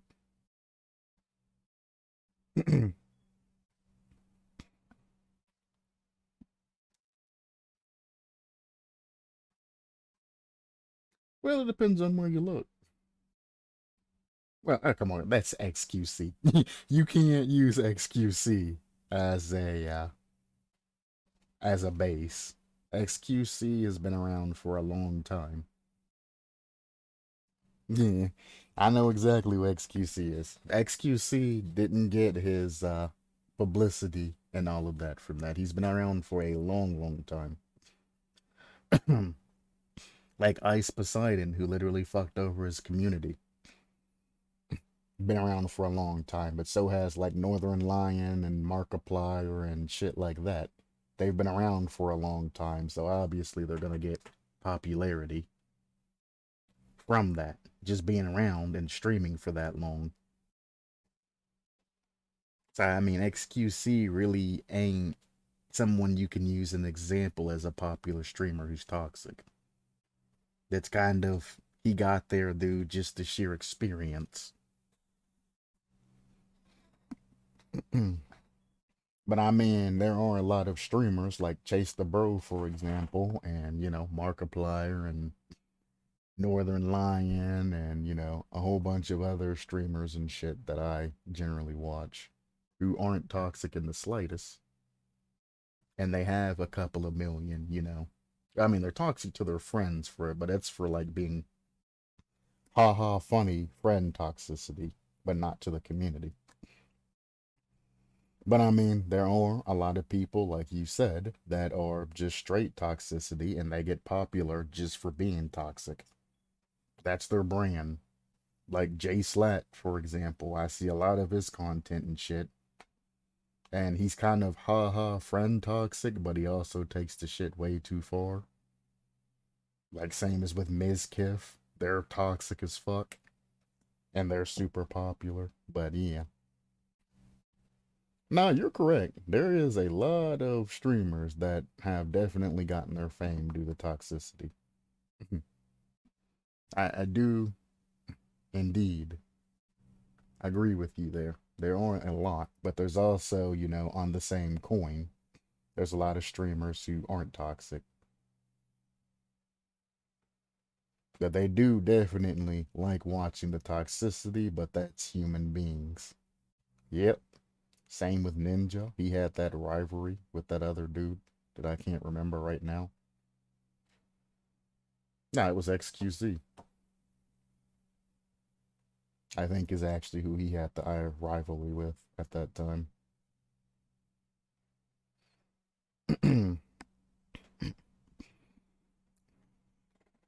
To be fair, that was kind of double-sided. Or it went both ways at some points in time. Just, as much as I would hate to say it, XQC kind of took my stance on something. If somebody comes to me being toxic, I'm going to escalate that shit about 100,000 times, and I'm going to be that much more toxic. Like I told Macho actually last night when I was talking to him. If somebody smashes the window of my car and scratches up, or keys the side of my car, I'm probably gonna burn down their house. Like, that's the type of shit, a stance that I generally take in life. Like, if you're gonna destroy my shit, I'm going to destroy your shit, and I'm gonna do it in a way to where you'll never even think about destroying my shit again. Like, I'm gonna make that kind of statement, but that's kind of, what I do. And then we have some bald, like guys that behave in similar way, like popular Twitch streamers. That's is what it is. People like drama. It is as easy as easy. Nobody can ever sit in contentment because they always look for drama. We even have special names for them. Degen City. But yeah, I agree with you that people love watching toxicity. That is 100% true fact. But I also like to point out that there are a lot that don't like toxicity too.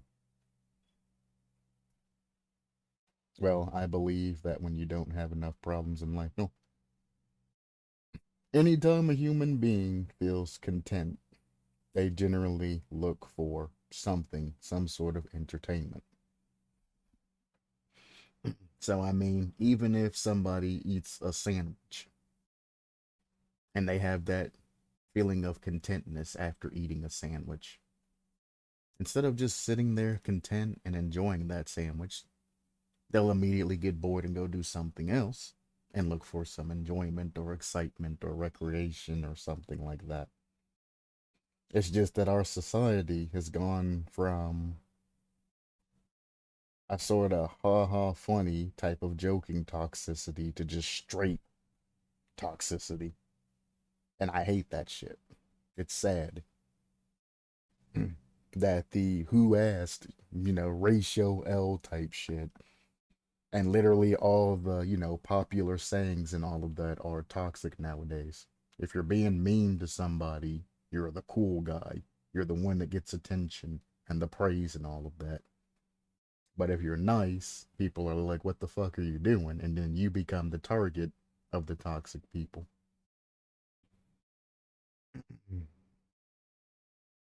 When you don't have enough problems in life, you try to find some, either in your life or in somebody's other. That's why we dominated Earth. Yeah.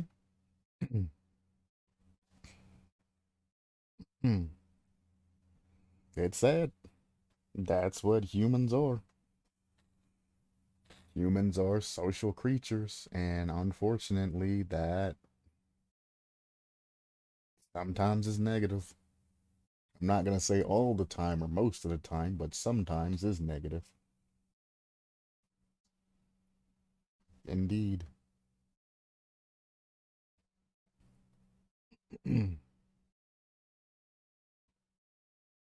um, Last perk, hospitalization. When you have already been hooked and you are injured after being healed after the unhooking, all the survivors can see your aura. When other survivors, huh? When other survivors have healed you, all survivors are under the immunity status effect that lasts 25 seconds. You can only use this ability one time. Your aura disappears the moment you are healed. Can we trust anything when we can't even trust ourselves? Dario Brokeback. As always, thank you for reading my concept, and I'm eager to hear your opinions. Gotcha. Oh, oh, survive. Oh, when the survivor/survivors have healed you, then all the. Gotcha. I thought you were trying to add in another clause, but you were just specifying.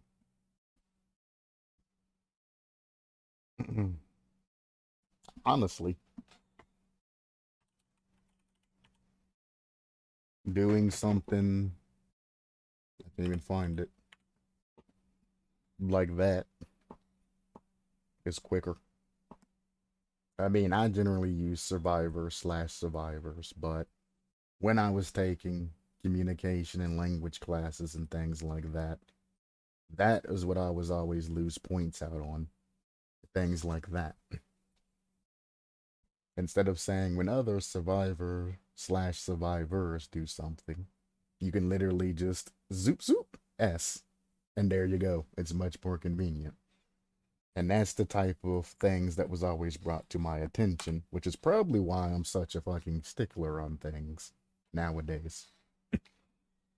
Is that shit like that was been just hard boiled knocked into my brain over the years. And they're like, well, instead of doing this, just do this. And I'm like, ah, yeah, that saves a lot of time. Damn.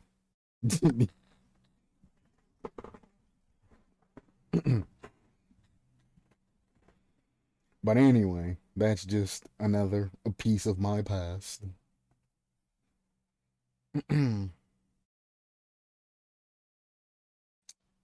um, so you have to be healed when you get off of the hook. Well, you have to be healed. When you get off of the hook, you have to be healed. And then everybody gets the immunity status effect. The only thing I would add to that is make it like Pop Goes the Weasel, to where it has a time limit after the hook for this perk to activate. So you're not just, running, finding a survivor, or what I would particularly do is just 99% that shit and then wait until a killer or something's approaching and then do the other 99% and have a buddy just heal me up and then both of us run with the immunity status effect. So Pop Goes the Weasel, for instance, as soon as you hook. So actually, let me look it up and tell you what I'm talking about. But Pop Goes the Weasel essentially is why I said that. It's because as soon as you hook a survivor, you have 30 seconds, or is it a minute? I think it's 30 seconds. 30 seconds? Yeah. After you hook a survivor, you have 30 seconds to kick a generator, or the perk deactivates itself. So you have to use Pop Goes the Weasel within that time limit. It also does not stack.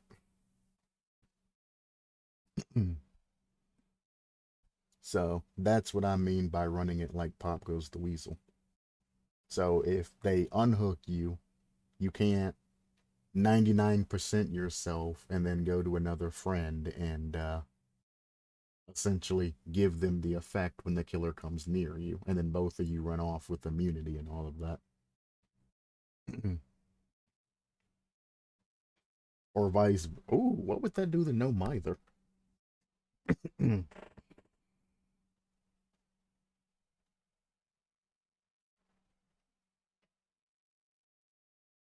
What would that do to No Mither? Hmm.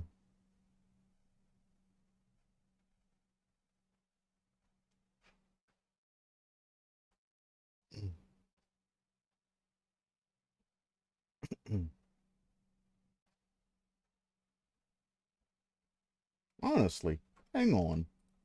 How was No Mither worded?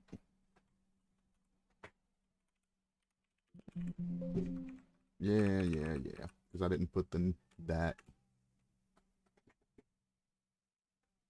La la la. You suffer from the. Oh, it literally says for the entire trial. So there's your keywords right there. For the entire trial. So you cannot get rid of that because of how it's worded. For the entire trial. Gotcha.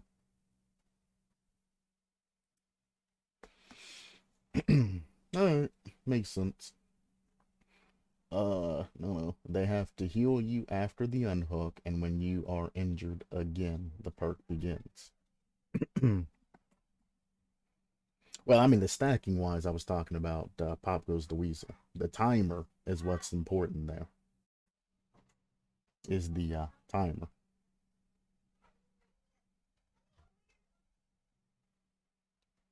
And the children are here. Thank God it's the last perk, huh?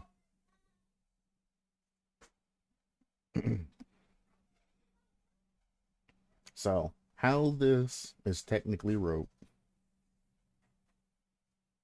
when you're hooked and you are injured after being healed after the unhooking. So, you have to be hooked, you have to be healed, and then the next time you are hit, okay, gotcha, the perk starts. The survivors can see your aura after you were hit, and the other survivors that healed you get the immunity status effect. Okay, gotcha. That's what you're trying to tell me. Gotcha. I had a misunderstanding. Well, looking at the perk this way, then why do the other survivors need the immunity status effect? Also, looking at the perk this way makes me realize that your immunity status effect needs to be clarified whether or not it can get rid of an already existing status effect or not. That needs to be clarified up there with it. And that is one of the most important things that needs to be clarified on all of those status effects. Because if I am broken from the plague, for example, and this person gets their perk activated from just being broken, for example, does my broken status effect get healed? And you're saying yes, it does. That needs to be included right under both of the immunity status effects. That is something that like 110% needs to be included.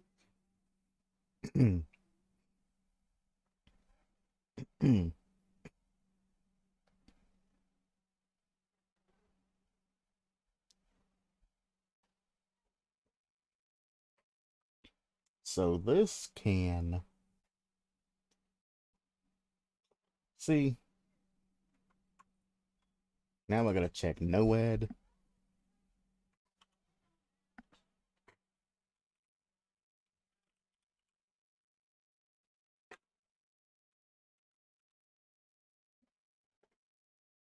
Nope, this literally says permanent exposed status effect.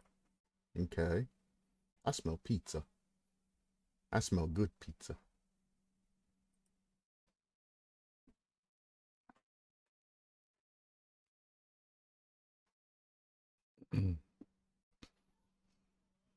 Hmm.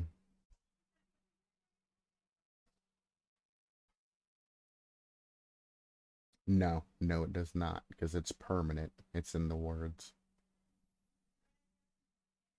I mean, I'm not going to go through every perk, but I just wonder how many perks that immunity can counter and how many add-ons and killer abilities that can be countered. Like the Legion's Deep Wound status effect. If Legion hits any other survivors and then goes and hits the guy that has this particular perk, or again, if gank squads prime this particular perk multiple times, they can technically get rid of, well, they can't get rid of the exposed status effect because that's a killer inflicted thing, but they can get rid of a hardy amount of effects, like the deep wound status effect. I don't think deep wound's covered under immunity, right? Nah, it is covered under there. Deep wound is covered.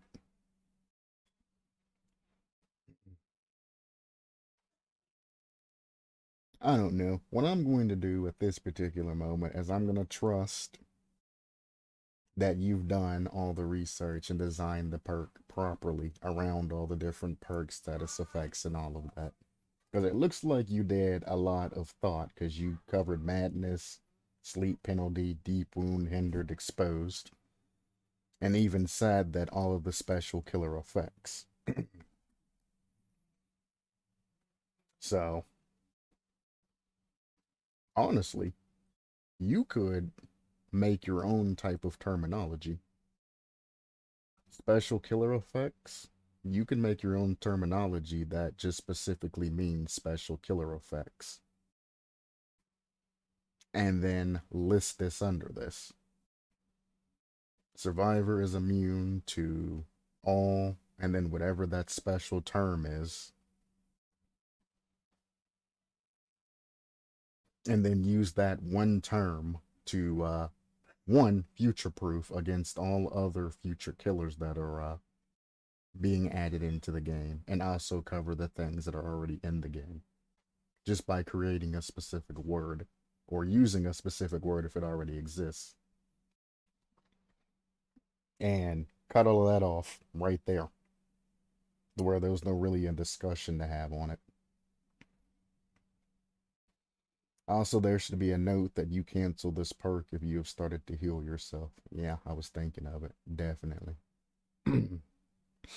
Yes, I do believe they should have like a decisive strike type of thing to where, you know, if you do specific actions, the perk deactivates itself. That would be nice to have like a decisive strike type of limitation somewhere. So this can't be exploited by a huge amount of survivors.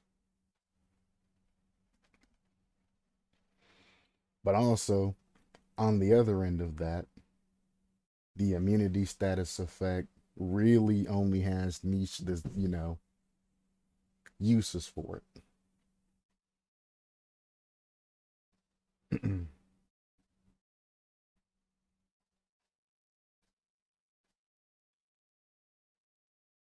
Basically, the exhausted status effect is what you're going to really want to use this for. And a gank squad that's kind of huge, though, if they can proc that and keep that, and basically just keep taking hits from the killer, you know, like body blocking or taking a hit and then running off. That'll reset the person or the looper's exhaustion status effect and allow them to continuously use whatever they need to use. Granted, it has limited activations, but any other effect, you can do the same thing with that. Somebody's running something with the hemorrhage status effect or anything like that, you can counteract that.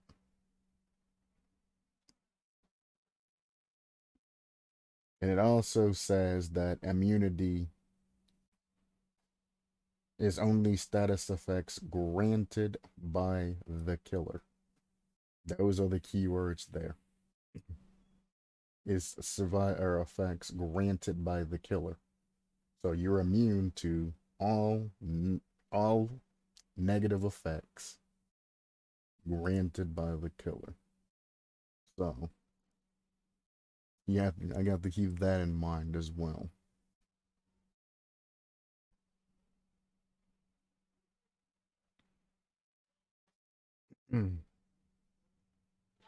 So like for example, well, I was just saying the exhausted and see like for example, fearmonger. Fearmonger gives you a very small exhaustion and blindness, for example. If the killer comes upon somebody and hits somebody, everybody else that was on that working on a generator, for example, if they let go, they could get fearmonger cleared. Or if you have two survivors on the generator and both run in different directions and you hit one, the other one has their fearmonger cleared. If they're a coward and don't just stop and wait the 5 seconds, it's kind of an example. So anything that isn't a status effect granted by the killer.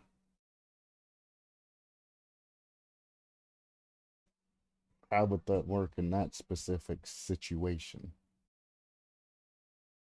Because it's technically still a hex, but it's a hex that, you know, is indeed granted by the killer or something like that, you know, or not a hex, a perk that is used by the killer that activates, like if you have the hemorrhage status effect on a perk and you hit it, Is that considered an effect granted by the killer? Or no, it has to be like power related.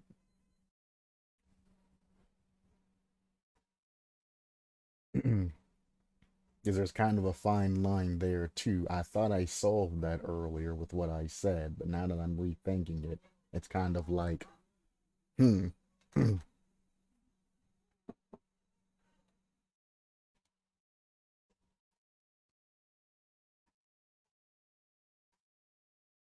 Like this would technically get rid of the incapacitated status effect that the doctor gives, for example. It would be weird, but I don't know why you would take a hit for that person who would have that because it's only like 2 seconds. But you know, so it doesn't have to be power related, it can be perk related. As long as it's granted by the killer. It's the granted by the killer, I guess, is what I'm questioning. Does it have to be, you know, via being hitting the survivor and giving it to them? Or can it be hex perk related because the killer is technically, you know, doing something? Like, for example, I mean, it doesn't actually relative to this, but this is just kind of a side example. Hex Pentimento grants survivors a 20% repair speed penalty. I know it's not a status effect, but in a situation like that, is that considered granted by the killer, or is that because it's a hex perk, not really relative to the case? Because if hex pentimento, you know, granted, I don't know, the incapacitated status effect, for example, instead of it being repair speed. Yeah, like I understand that it's a status, I'm just using it as an example. If hex pentimento granted you the incapacitated status effect instead of the generator repair speed, is that considered a granted perk by the killer? And this perk would eat that? Or no, because the killer didn't hit them and specifically give them that status effect, is where I'm coming from that. Like, I know Hex Pentimento is gen repair speed, that's not a status, but, you know, I'm changing what Hex Pentimento does and granting a status on instead of what Hex Pentimento does, to just make an obvious example. One, because I can't think of any perks right now that actually grant something that, you know, on the top of my head. And two, they'll probably implement something stupid like that.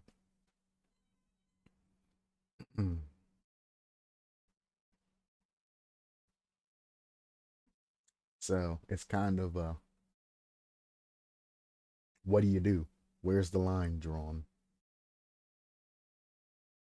Is it only something indicatively related to the killer, like you get it from basic attacking them or using their power and a perk hook to it works, or is it just anything granted via, you know, perk wise, hex wise, things like that? Because like Scourge Hook perks for a pinhead gives the curse status effect to you, and you have to find and break that totem, or wait like 30 seconds and somebody else can break it.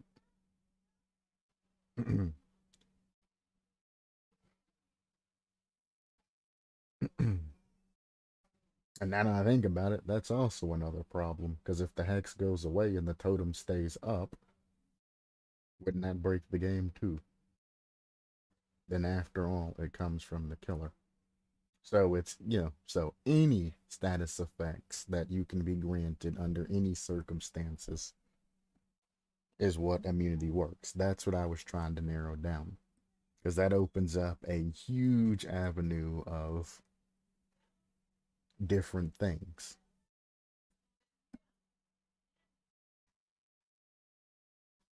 from now into the future. But yeah, that hex perk, that's oh boy.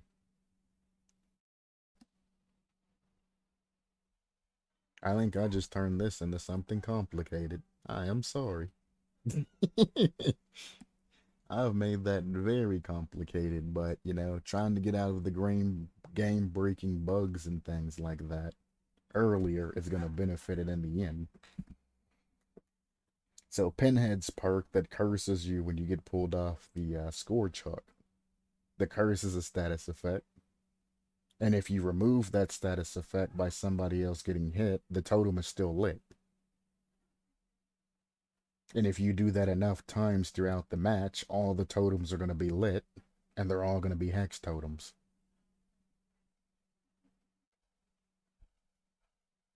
So that's potentially game breaking, because what happens when the game throws an error code when there's no totems to light anymore? It's going to throw an exception code. It's going to crash the game.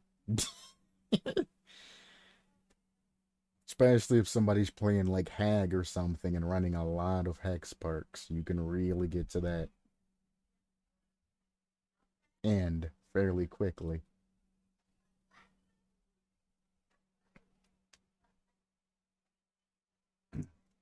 And any other situations that can be involved like that, you know, to where, you know, something lights or something happens or you're cursed or something else effect that we've probably overlooked that you can get, but if the effect disappears before the perk activation finishes, what's that going to leave the perk in a state of? Because I guarantee we've missed something obvious that would completely either be exploitable or would break the game.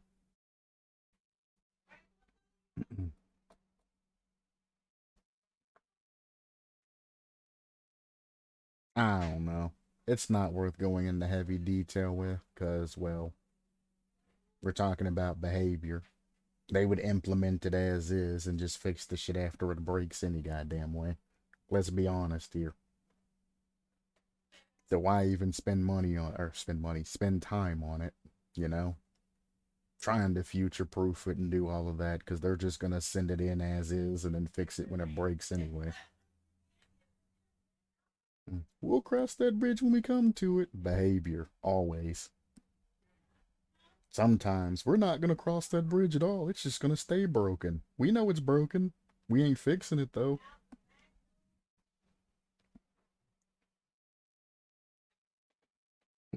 I don't know. If behavior would open up more tools for the community, they could actually benefit a lot in the long run. We definitely spend a lot more time thinking things through than behavior. That is a guarantee. And they have a team of multiple people and they don't do that shit. Yep. We'll have the beta servers for that. Yep. If something breaks during it, we'll fix it. If not, we'll catch it in the main game whenever somebody goes through and breaks it.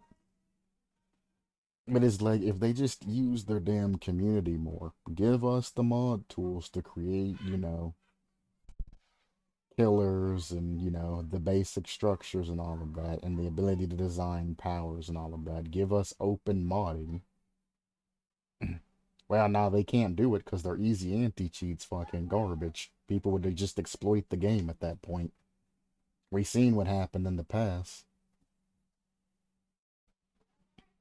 But they will fix that if they don't forget about that shit.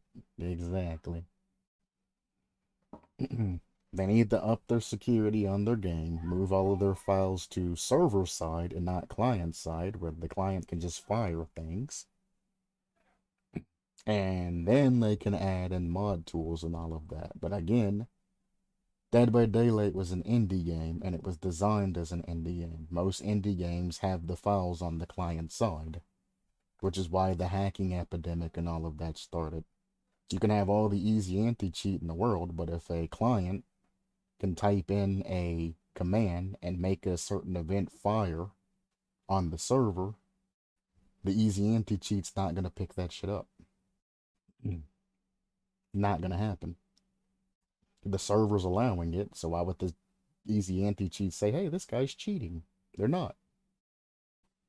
Only thing you can do is set specifications using the old easy anti-cheat that they were using is, you know, If somebody does this action, ban them.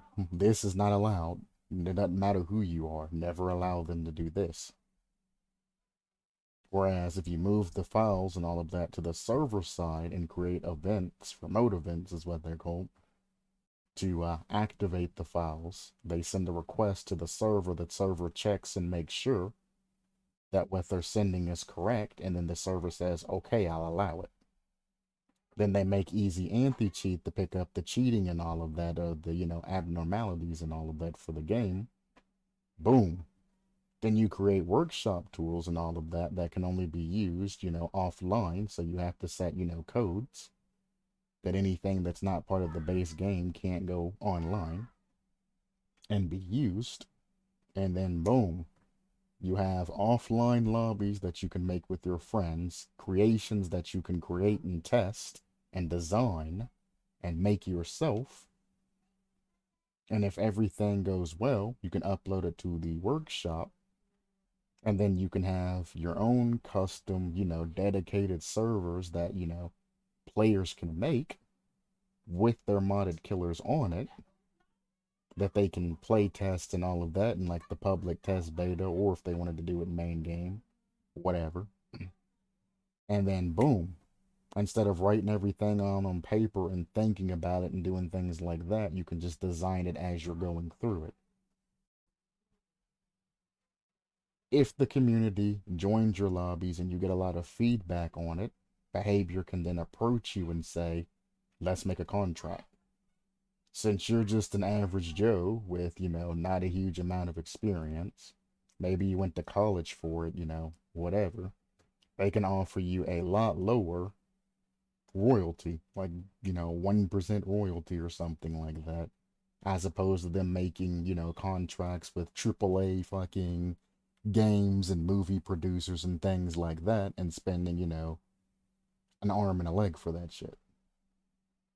But I mean, behavior is notoriously lazy, and that's why their game hasn't evolved in forever.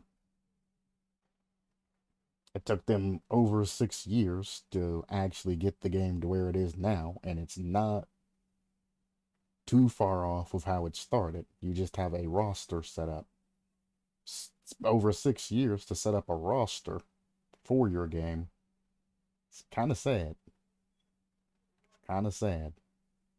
You've since then added in what?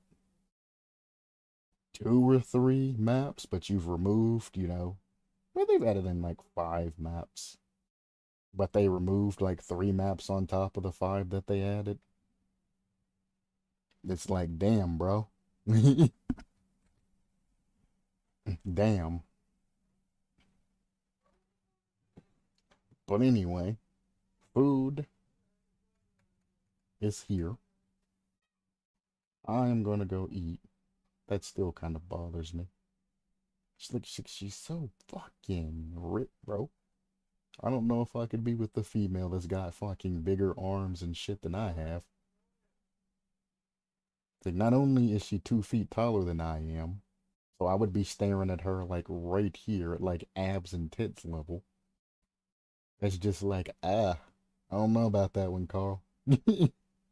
I don't know about that one. Well, actually, she's a foot and a little bit.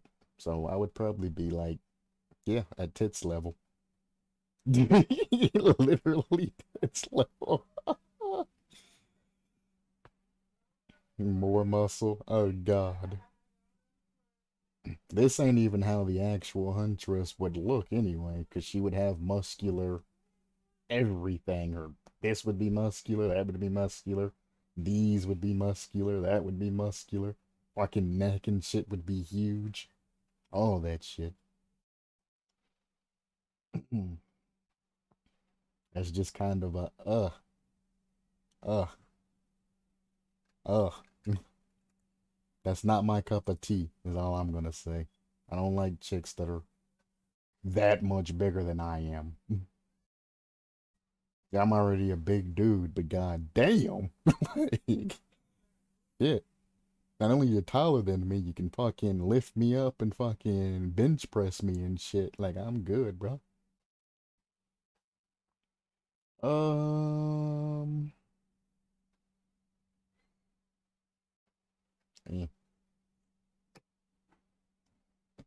Anyway, enjoy your meal. And thanks for the stream. Hell, thank you for stopping by. It keeps me motivated to keep making these because sometimes, you know, I go through these and I'm just like, man, this concept's terrible. It's like I'm gonna try and do at least as much as I can tolerate, but man, it's just a slog and it gets boring going over the same things over and over. So it's nice having creations that I can look forward to and actually, you know, do. So I do appreciate anybody that puts the effort and makes a good creation. It makes what I do easier. Yeah, I can't blame them. After all, you also motivated me to put more effort. Yeah, that's good. That's all I really hope to do is motivate or change somebody's thinking even ever so slightly. If I talk for 5 hours and I can change somebody's thought pattern just ever so slightly, I'm not even asking for a huge change, just ever so slightly, or give somebody an idea of something that they didn't, you know, see before, I'm happy. That's mission complete. That's all I want. And that's basically all I ask. Either way, I'm about to go get some food and all of that, and I'm sweating like hell. It smells like grass. My fucking throat hurts, even though I've been sitting here chugging water and all of that. um, I'm probably gonna push Aratus back to tomorrow, so I can go ahead and you know, if I wake up, because the kids are over today, and since it's a fucking Sunday, they might stay the night. So I don't guarantee that I'll do this tomorrow, but I'm gonna try to read the excerpt, do Aratus and all of that, and finish everything up finally tomorrow, so I can start taking my medicine. So that's it for today, and as always, supplement your lifestyle, and I will see you next time. Peace.